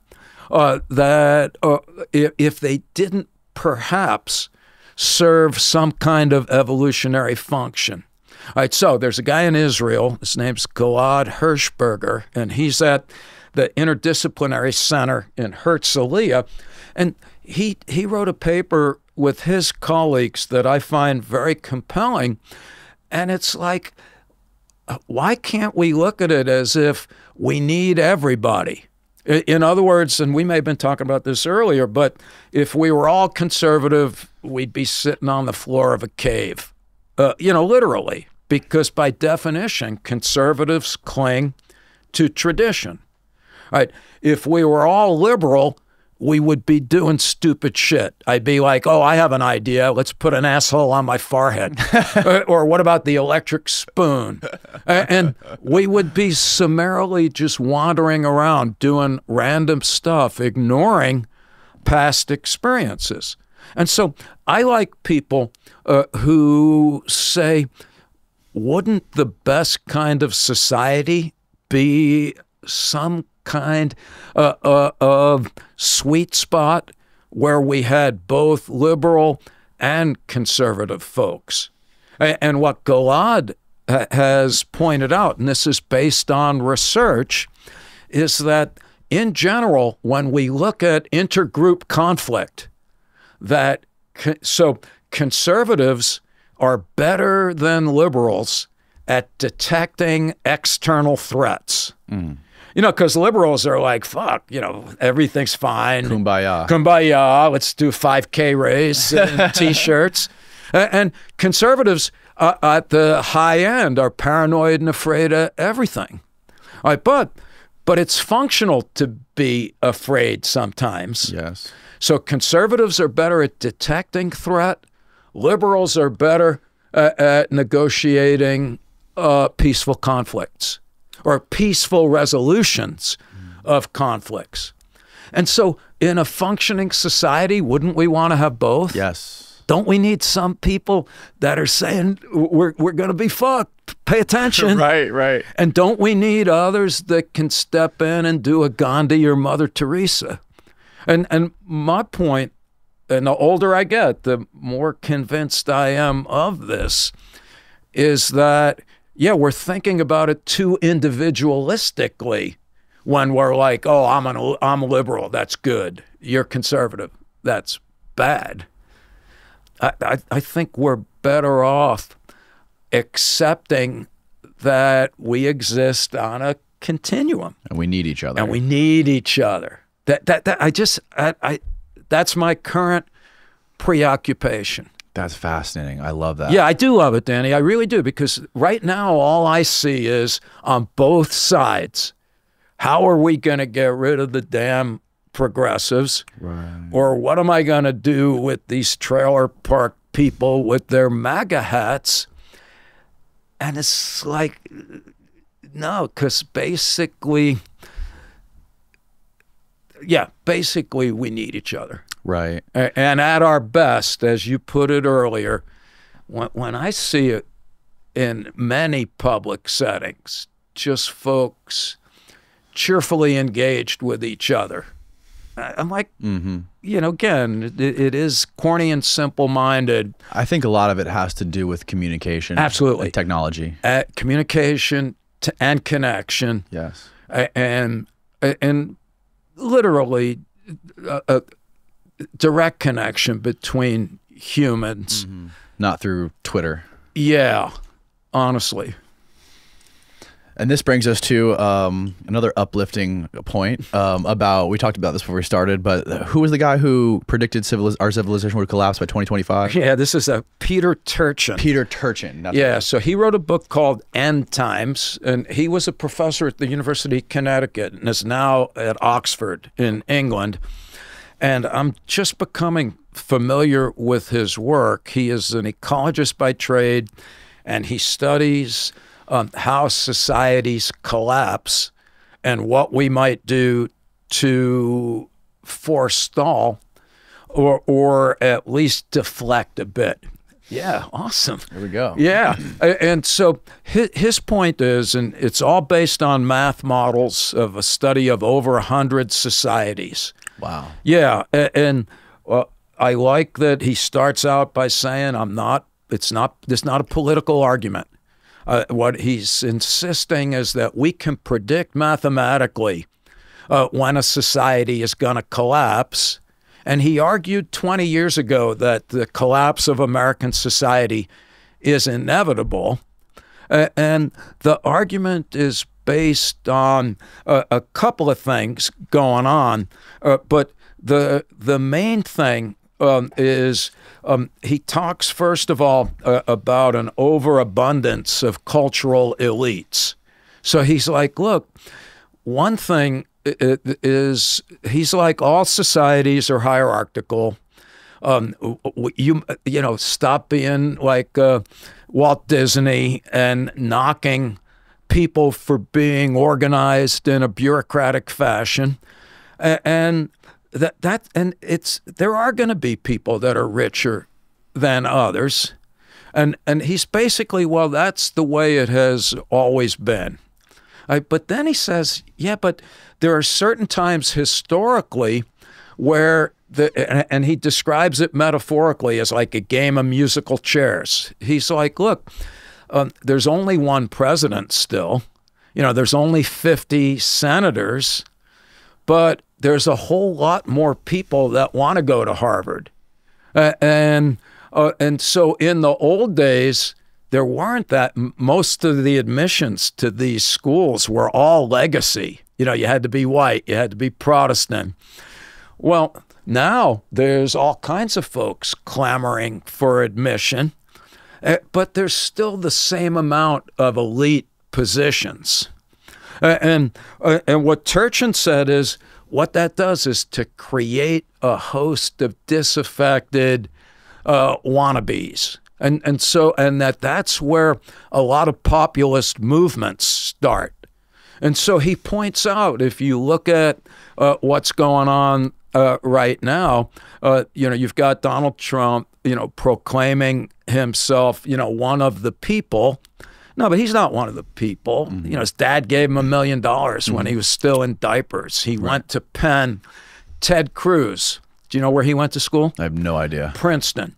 All right, what's his face? Josh Hawley, the senator from Missouri, he went to Stanford. Ron DeSantis, he went to Yale and Harvard. The guy who's the senator in Louisiana, I think his name is Kennedy.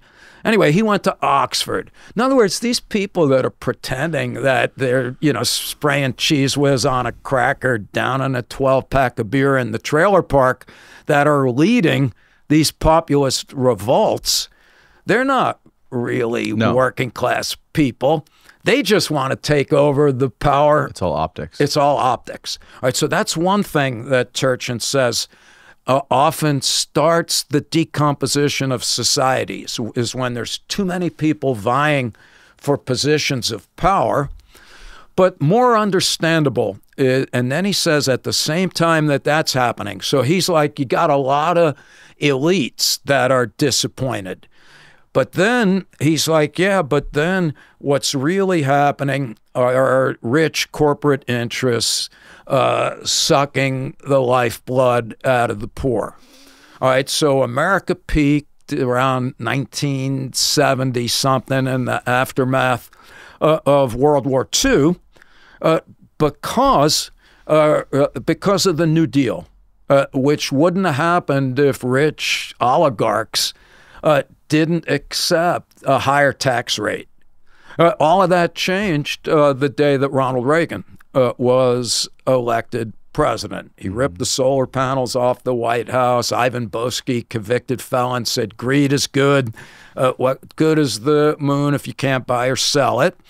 And until then, as wealth rose in America, so did minimum wage, and so did the income of the average American, the average white American. The rising tide lifts all boats.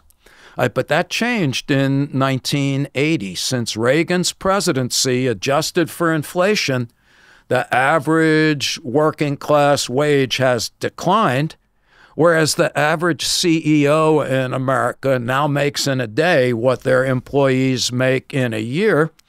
And the last time that the richest 50 people on Earth owned half of Earth or more was in the Gilded Age, just before the Depression. So anyway, what Turchin says is what happens when the rich get too greedy is that the poor get miserable.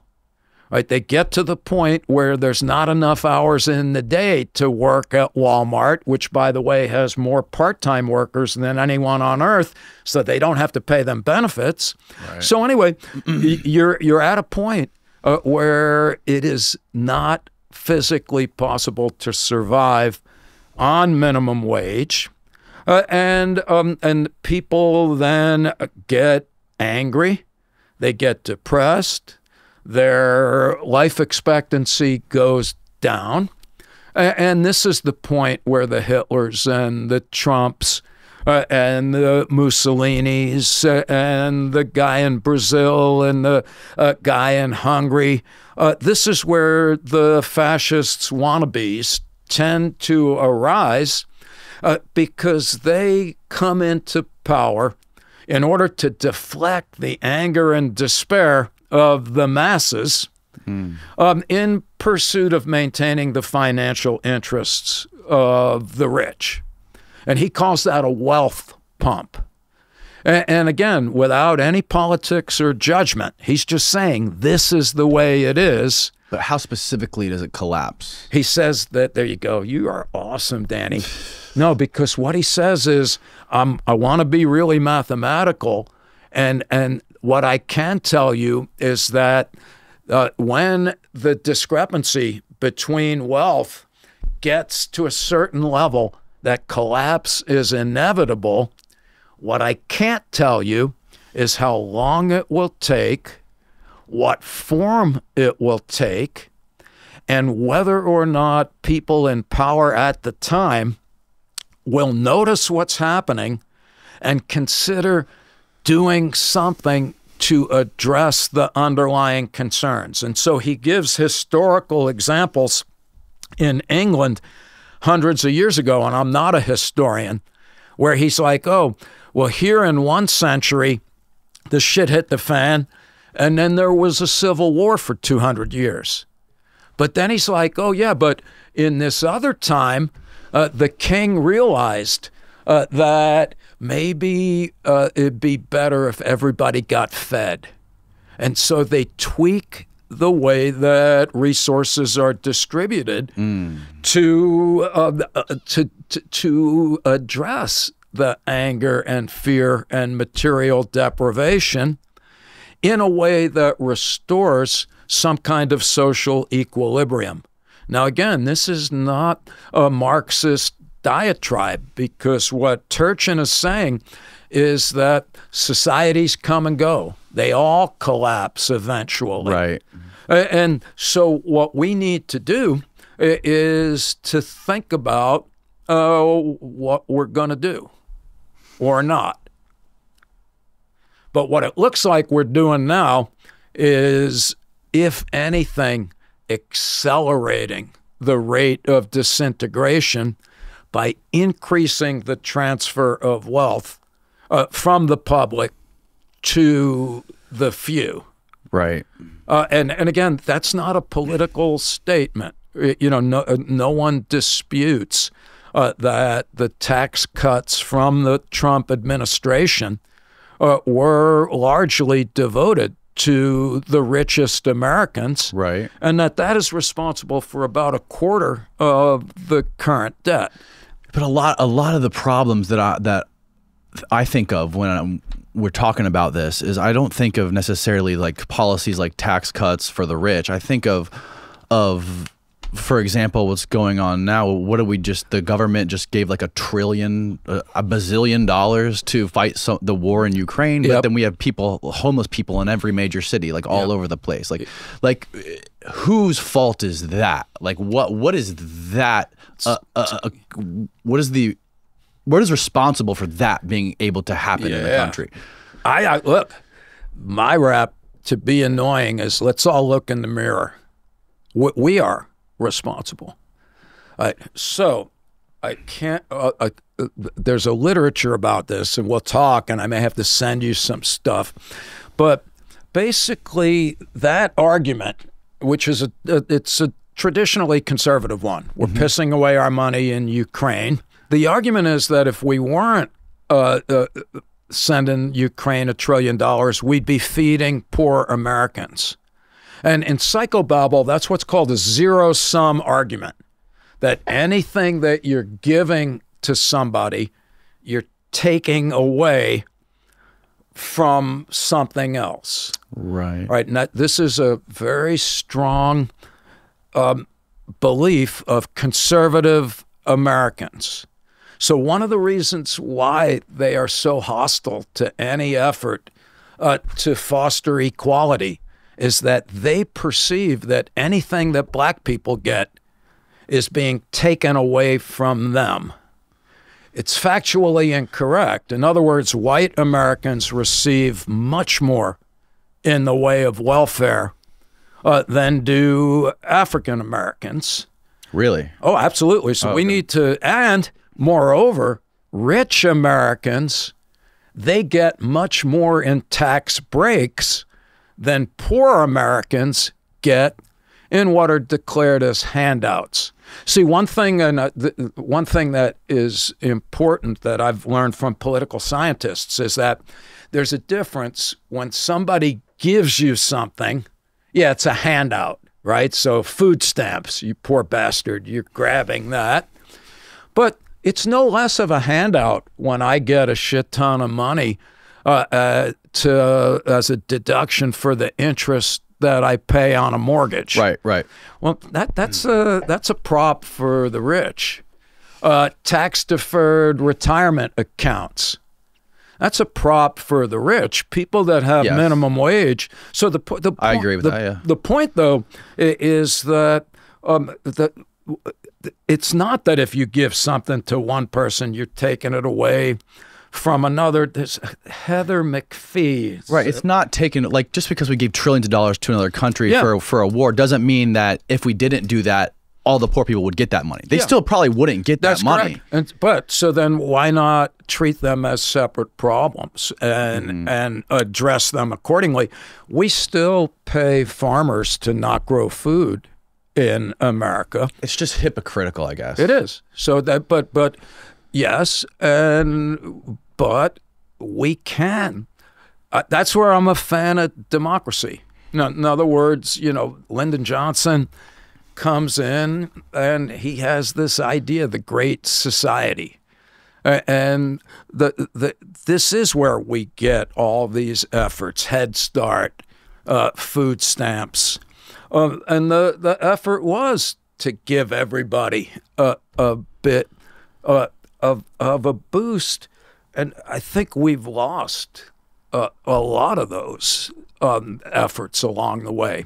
I kind of forgot what I was ranting about there, though. Yeah, so we were talking about the collapse of society. Yeah. Okay, so back to collapsing. Yeah. All right. So basically, you got too many people wanting to be president, and all of the elite wannabes, the Ted Cruzes, they then become your little mini fascists, trying to rouse the people.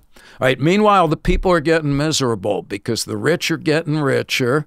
Look what's happening right now. Have you noticed that? Do you know what right to work laws are? I don't think so. Okay, so they're in all the Republican states, and those are laws designed to destroy unions and eradicate minimum wage. So they're saying, we want to give you the freedom to work, so no more minimum wage. Right now, there's like 12-year-olds working at McDonald's and stuff.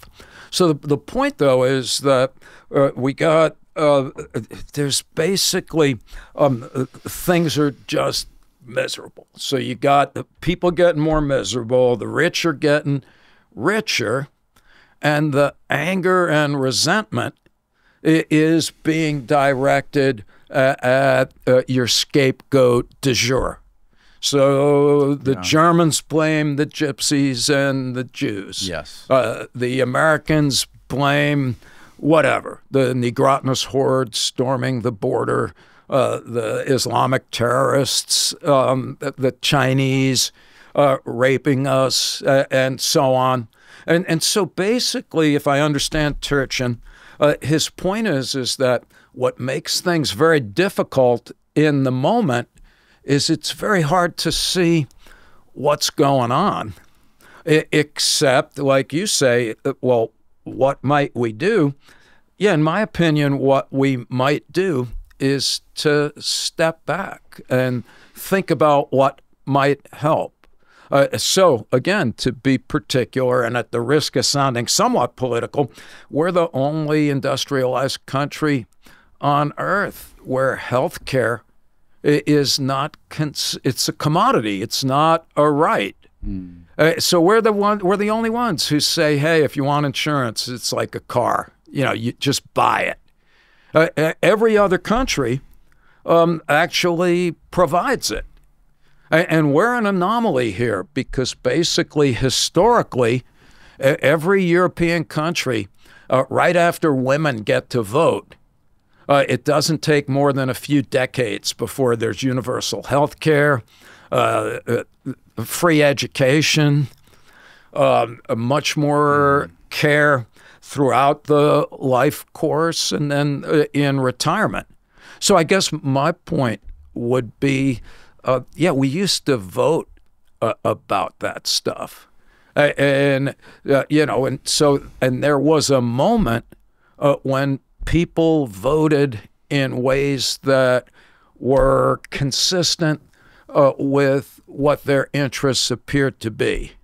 Right. In other words, when I was your age in the 1960s and 70s, let's say, or whatever, most working class white people, and black people for that matter, they would vote for Democrats because it was Lyndon Johnson saying Social Security good, and food stamps good, Head Start good. And right now, as we were talking about earlier, I think we're in the ironic situation of people being galvanized to support leaders who are on record as proposing to make matters worse for them. So I'd rather be wrong about all of this. Yeah, I hope you are. Yeah. But at the very least, if we are in a state of societal decomposition, I hope that these kinds of, not to be naive, but hopefully these kinds of conversations are at least, even if it's a preliminary stimulant to think about some of this stuff. Yeah, and another one of these polarizing topics that these politicians like to cling on to is the climate change thing. Yeah. And there's no nuance in the conversation. It's just based on camp. I think there was an empirical poll done or a study done on people who believe that humans are contributing to climate change, people who don't. Yep. And you could figure it out on what their political party is. You can figure out what their belief is solely based on their political party. Yeah, but that's only since the 1970s. So we have national parks because of Teddy Roosevelt is a Republican. And he put them aside on the grounds that we needed to conserve. The Environmental Protection Agency was in the Nixon administration, another Republican. It was only around 1980 or so, in the 1980s or so, you could not predict by political party. And now you can. And my point is that what that suggests is that it has become an ideological position devoid of rational cogitation, as you proposed, Danny. Right. There's so much nuance when it comes to that. Like I've had many people on this podcast who study ancient civilizations and like ancient Egypt and the pyramids and stuff like that. And these people that have done these ice core samples where they drill down miles into the ice cores and they figure out like the flux. Are you familiar with like the Younger Dryas impact hypothesis? Yeah. How there's been these crazy fluctuations in heating and cooling. But that's true that we've been in much hotter climates and much colder climates. Yep. But at the same time, you can't say that humans don't affect the climate. Like Correct. We do affect the climate. So why? They're both true. Yeah. So yeah. Awesome, people don't like that. Important.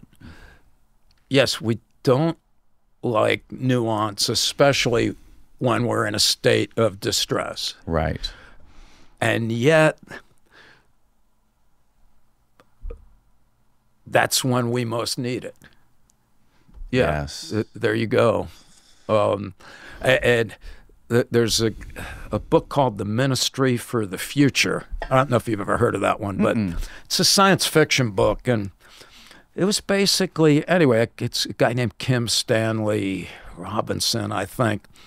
Yeah, and his view, it's kind of like you said, is can't we step back and just acknowledge that things are rather complicated? Right. I like your point. I've been learning from some folks about these just indigenous histories where they used to have like these apocalyptic narratives, and archaeologists or anthropologists would say, wow, the Native Americans, they must have been doing too much peyote. And then we realized, no, these were narratives that arose during times of extraordinary climactic stress.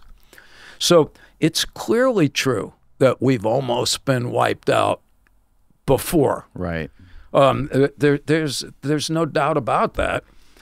Yeah, what makes this different, as I understand it, is that the last time the Earth got 10 degrees hotter, it wiped out 90% of the life on Earth, and it took 50 million years to recover. This was like 270 million years ago. Right. Although I probably botched every detail, but that's not. But and someone will let us know. But that's the point is that things come and go, and the coming and going is now, I think, almost impossible to understand without accepting that we're complicit. Right. Moreover, I like some of the arguments, Danny, where we're very, very nuanced people just point out that there's kind of an asymmetry, because you could say, let's just do nothing. Or you could say, we better do something, because the odds are it may be that if we do nothing, we're, quote, fine. But the danger of obliterating ourselves is much higher than if we err in the other direction.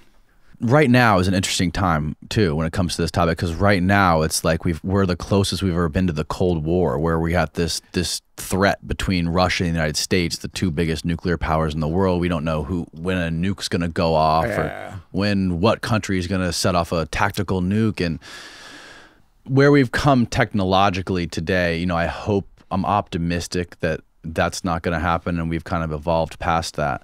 But then, like, you know, I'm also interested in the technology side of it. I know you talked to Lex. I don't know what he said to you specifically about that, but like with the development of artificial intelligence and machine learning and like ChatGPT and stuff like that, when we start to create consciousness, what happens when we create something similar to ourselves that doesn't have this mortality to it, or this fear of immortality to it? Yeah, so great point, Danny. And I say this sometimes, and it sounds silly, but I can't think of a more important question.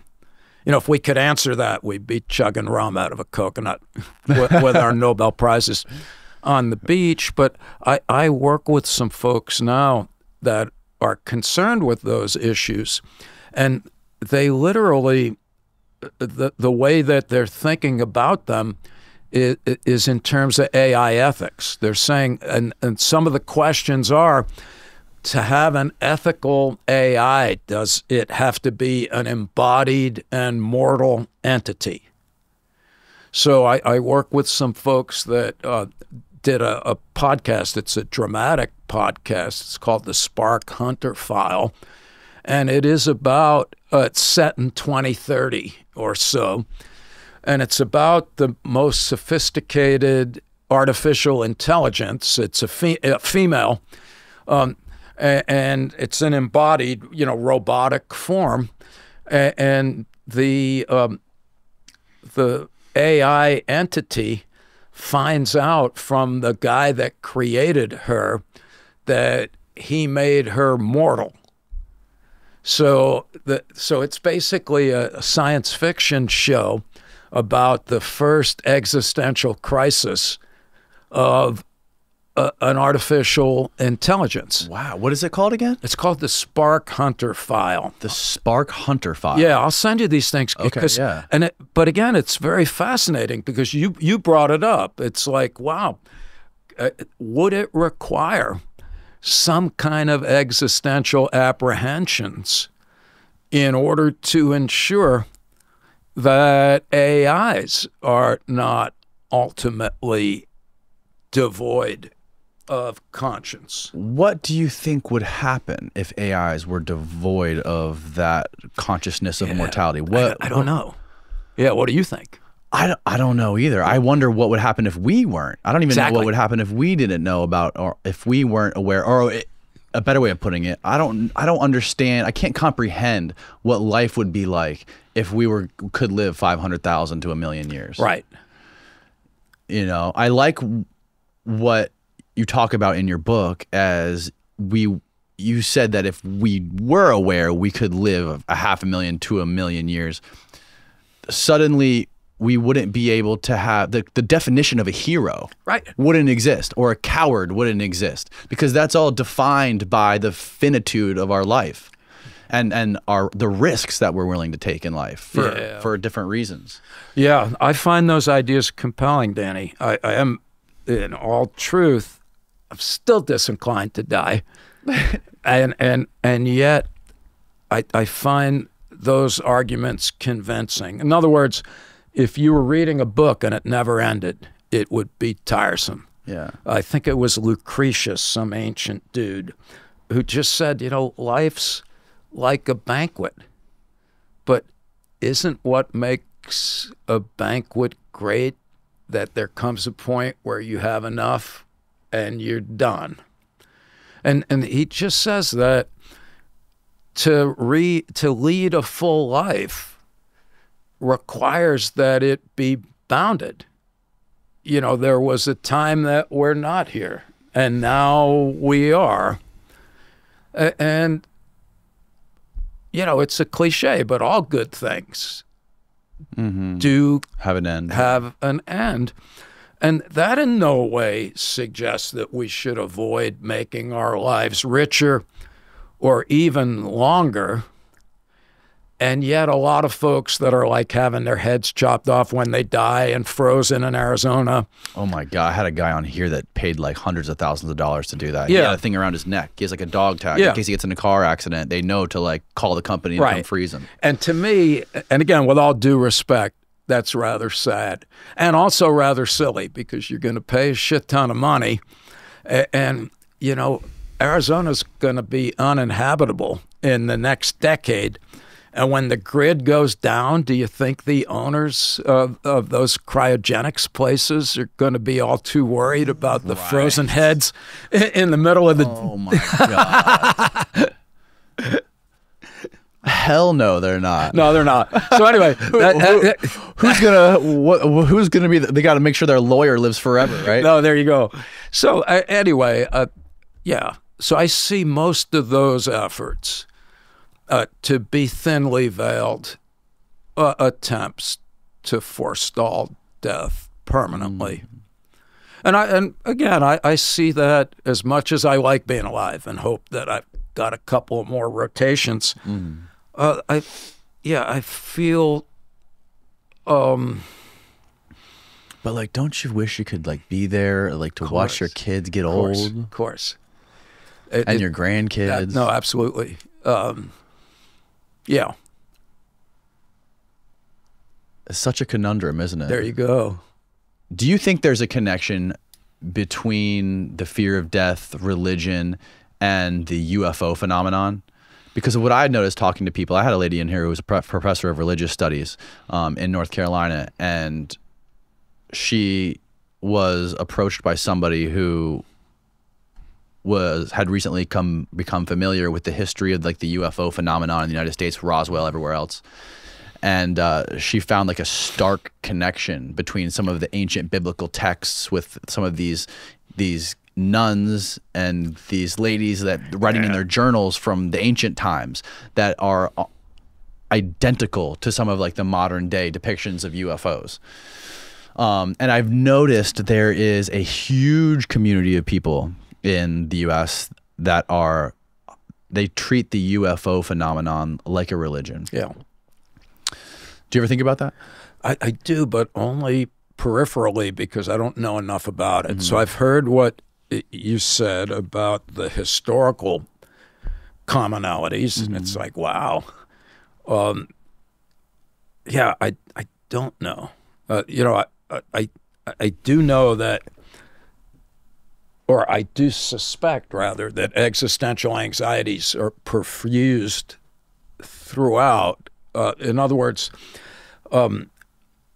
in times of upheaval, there's increased belief in conspiracies and UFOs. I'm not suggesting that there's nothing to observe, just noting that there appears to be some coordination.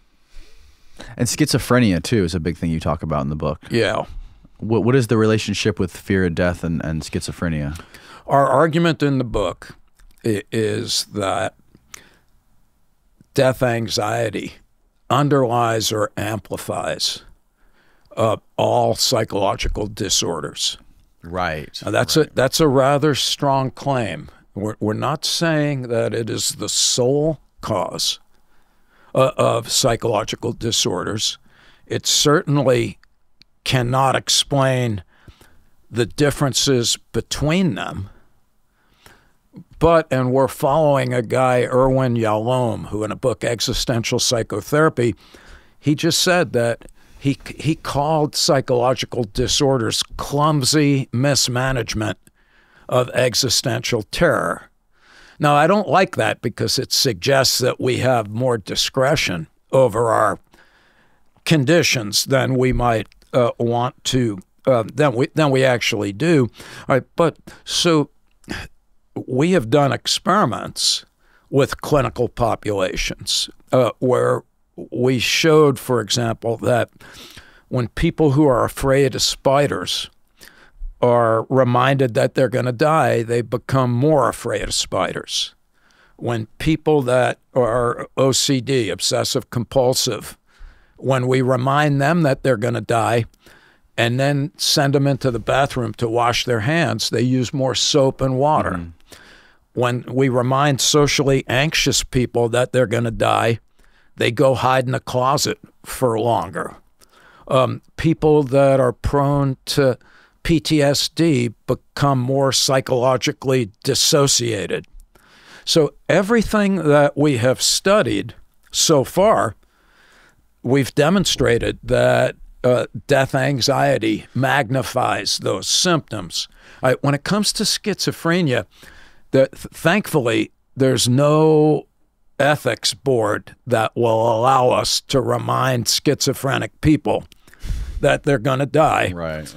In principle, if we did do that, though, what we would predict is that death reminders would increase delusions of grandeur and paranoia. And this is based on just transcripts of schizophrenic people talking about their own concerns. And so that, the argument is that the schizophrenic individual in the wake of existential anxiety inflates themselves to superhuman proportions while declaring themselves omniscient and aware of everything that's happening at all times.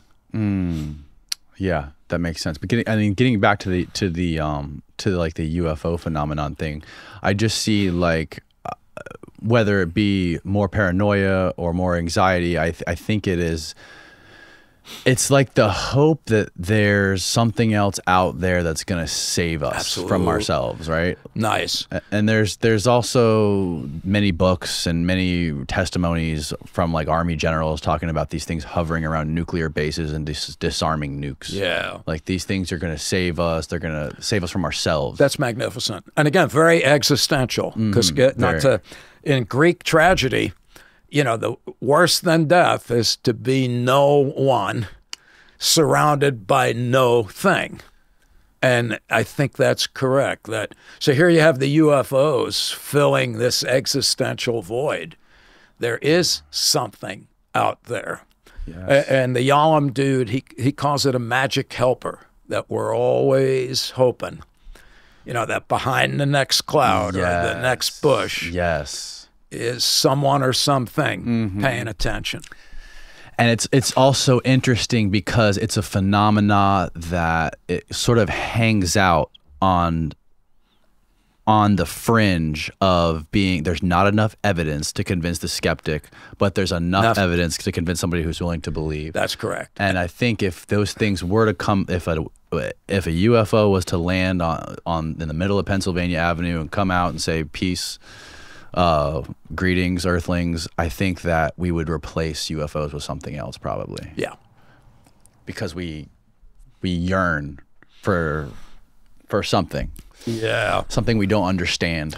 In fact, there's a guy that Becker writes about who wrote a book called Immortality. I can't remember his name, and it doesn't matter. But he just said that if necessary, what would replace God is like a giant slot machine.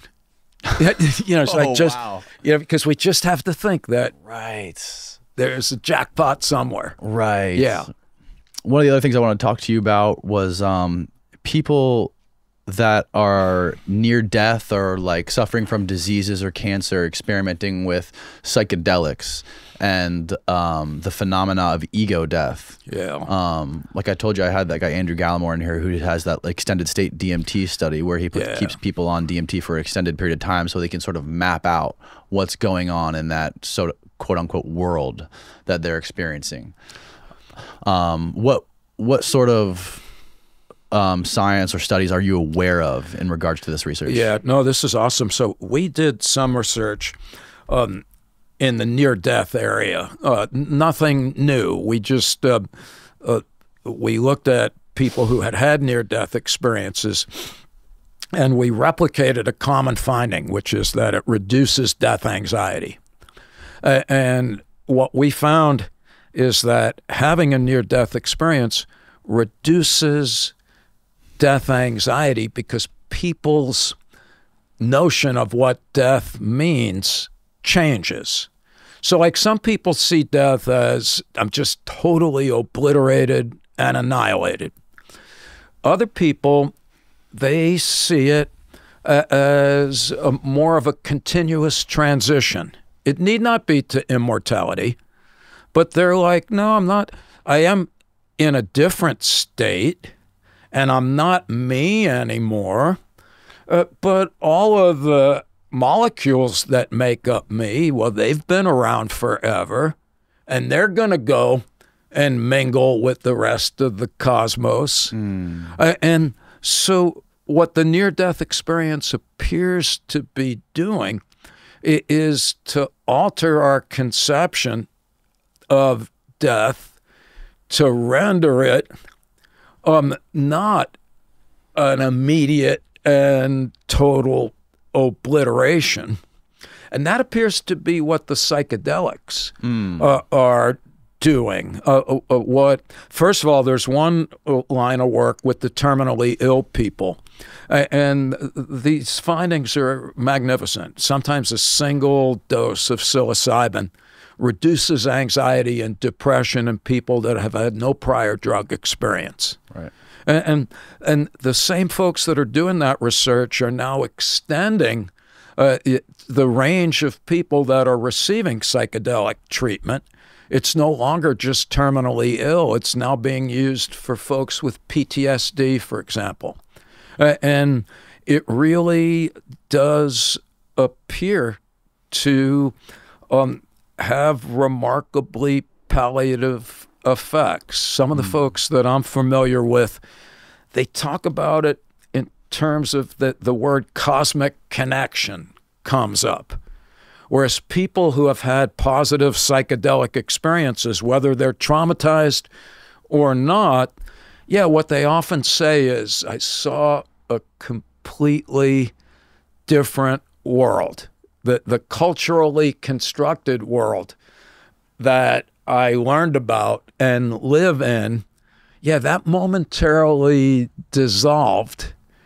And I got to see a world where I recognized that everything is connected. Everyone is related.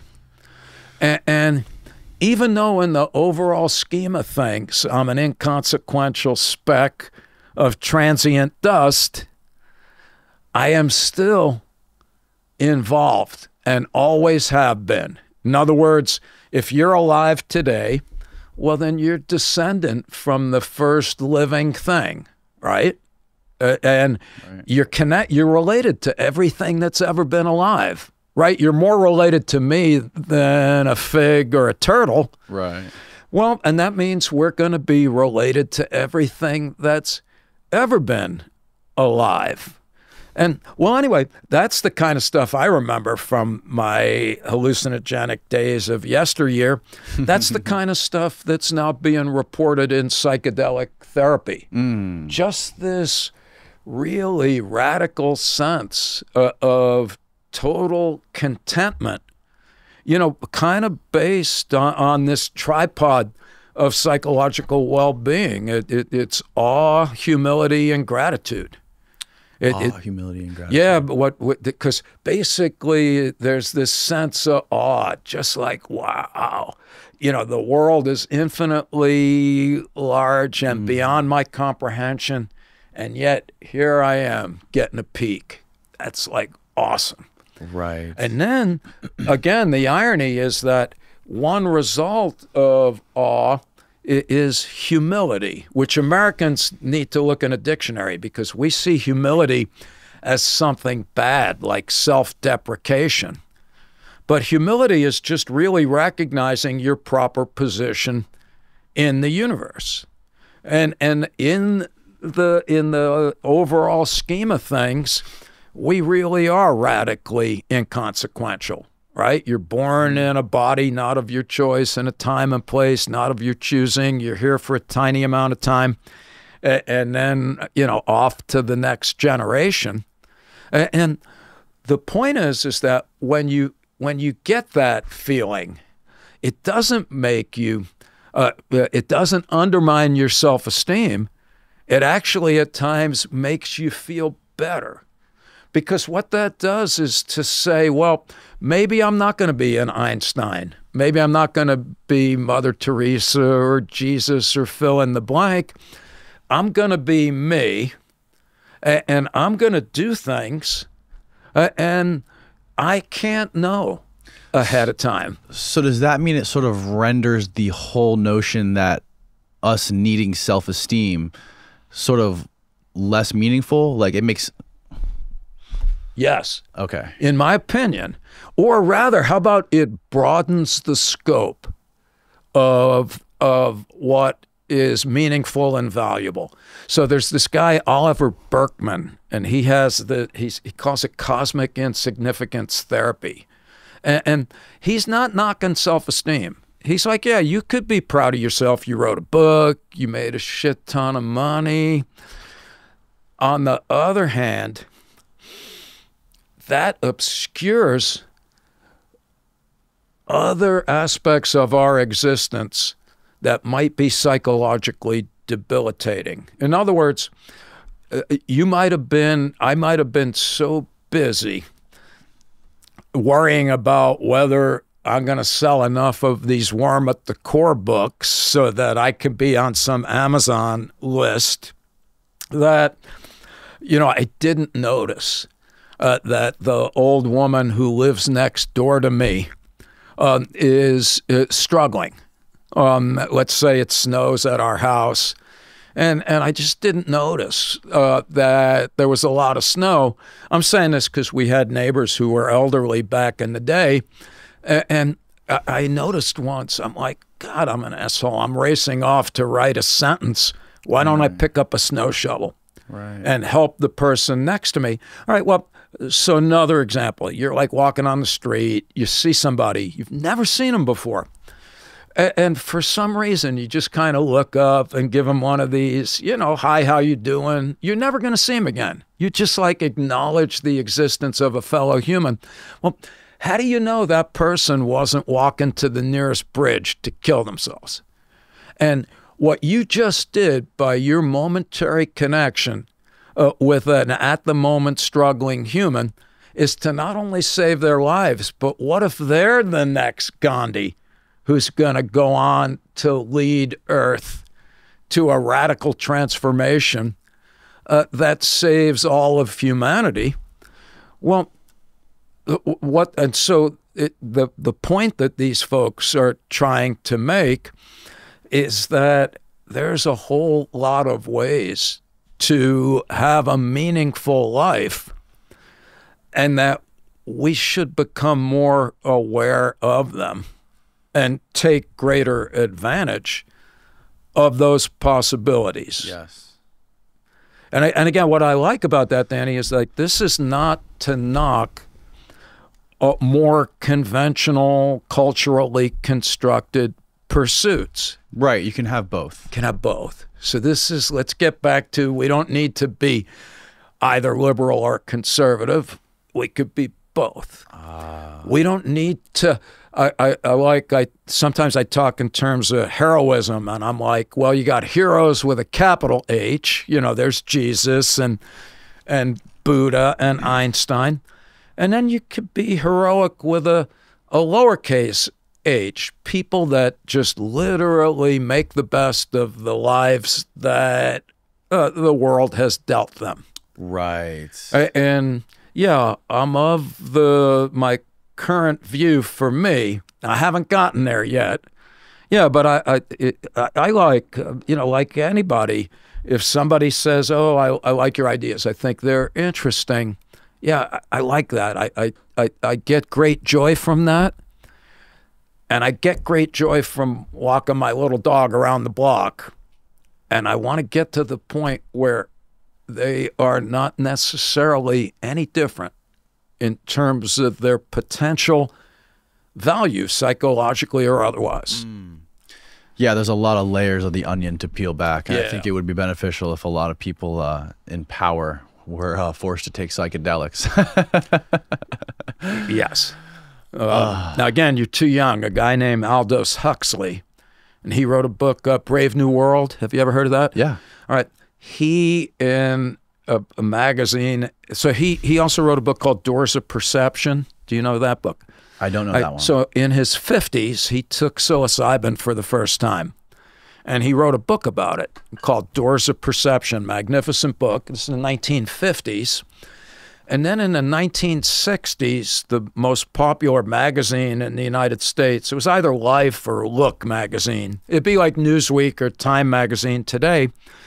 Yeah, he wrote an article saying that in the future, every world leader will have had psychedelics, and every child will have had psychedelics in grade school. What? As part of their Initiation into the world. Yeah. Wow. All right, back to my day with Jordan Peterson. We actually spent a few of those hours talking about the virtues of psychedelic experiences. I can't remember the exact details, but he was saying, let's go to South America and do that ayahuasca together. He was aware that I have like the hippie background, but he was quite serious about those experiences being of extraordinary potential value.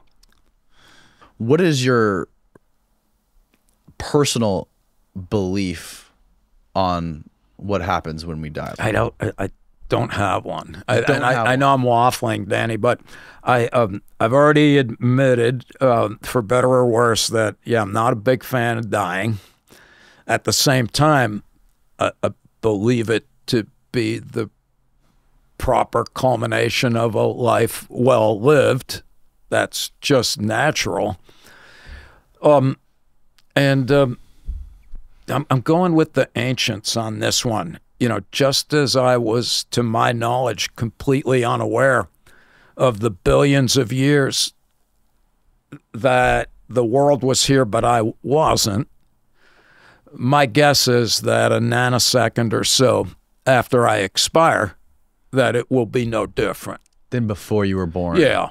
But I want to have it both ways, because I really am of this Epicurean persuasion. They're the ones that talk about that we are just a bunch of atoms. And before they came together to make us, they've been bouncing around the universe since the Big Bang. And that's not a comforting view. I know, but I'm trying to make it. I'm trying to make it so. That's correct. I've thought about that before. I remember being very young thinking about this. Yeah, and thinking about, like, before I was born, it was just black nothing. Yeah. Is that what it is after we died? Like, that's And so if my buddy Jeff Greenberg were here, he would he wouldn't. I'm blubbering. Jeff's point would be, we can dance around all of this all we want, and there's no way to put a good spin on what turns out to be almost of necessity a state of ambivalence of sorts. I guess where I keep coming back to, it's hard to love life at the same time that one proclaims that you're just totally fine with being devoid of it, right? So I'm like, yeah. So in a sense, you love life more, being aware of nothing there being nothing at the end of it. I don't know that I do. I'm just saying that it's hard. Yeah. If I hear your point, you're like, nah, none of these things are particularly soothing. No. And I'm with you on that. And that's so you don't find it soothing. No. That's my buddy Jeff's point. Right. We can be hippie, like maybe do a few gummies and you're like, oh, I'm down, I'm fine with death. No, we're not. And and I don't know if that's idiosyncratic or if that's just a fundamental property of life, which is a resistance to premature termination at all costs. Mm. Well, hey, Sheldon, I really appreciate you talking to me. We just did 3 hours. Tell people where they can find more of your information, your book. I love your book. I'm a huge fan of not only the contents of it, but I love the title, The Worm at the Core. It's a very metal title. Yeah, it is metal. And that's actually a line from who's the guy? William James. Anyway, no, thank you, Danny. We wrote a book called The Worm at the Core on the role of death in life. That's around. I do podcast stuff. I work at Skidmore College in Saratoga Springs, New York, and people that have computers will have no trouble finding my email address. And feel free to be in touch. I said this before we started talking live, but I think what you and fellow podcasters are doing is of inestimable value. If you're having trouble sleeping, send me an email. I'll send you one of our technical papers. But to me, most strikingly important is the hope that these ideas are interesting enough for people to jump in. Don't mindlessly believe anything that you've heard us say. So much as to be open to the possibility that it might be relevant to your own life and those of the people around you. And that's kind of how to find me. I don't have a website and I don't know how to use any social media stuff, which is probably for the better. But yeah, that's it. I'm a little surprised. You said we were talking for 3 hours. I was like, feel like 30 minutes. And is there anything that we didn't cover that you think we should? No, just that I hope that the folks that are accustomed to listening to you and the other people, if I said something wrong, let's get it right. If I said something that is disagreeable, yeah, fine. But let's engage in civil disagreement. And that's it. And I'm being a little duplicitous, but I hope in a couple of years we get a chance to reconnect, perhaps. Yes. I'd be interested in seeing where your world drifts, and just to keep you posted on what's happening on my end of Earth. So thank you so much. Likewise, Sheldon, and I hope you continue to do more of these podcasts. I really think that we need to amplify your signal as much as possible. With that said, sleep tight, folks.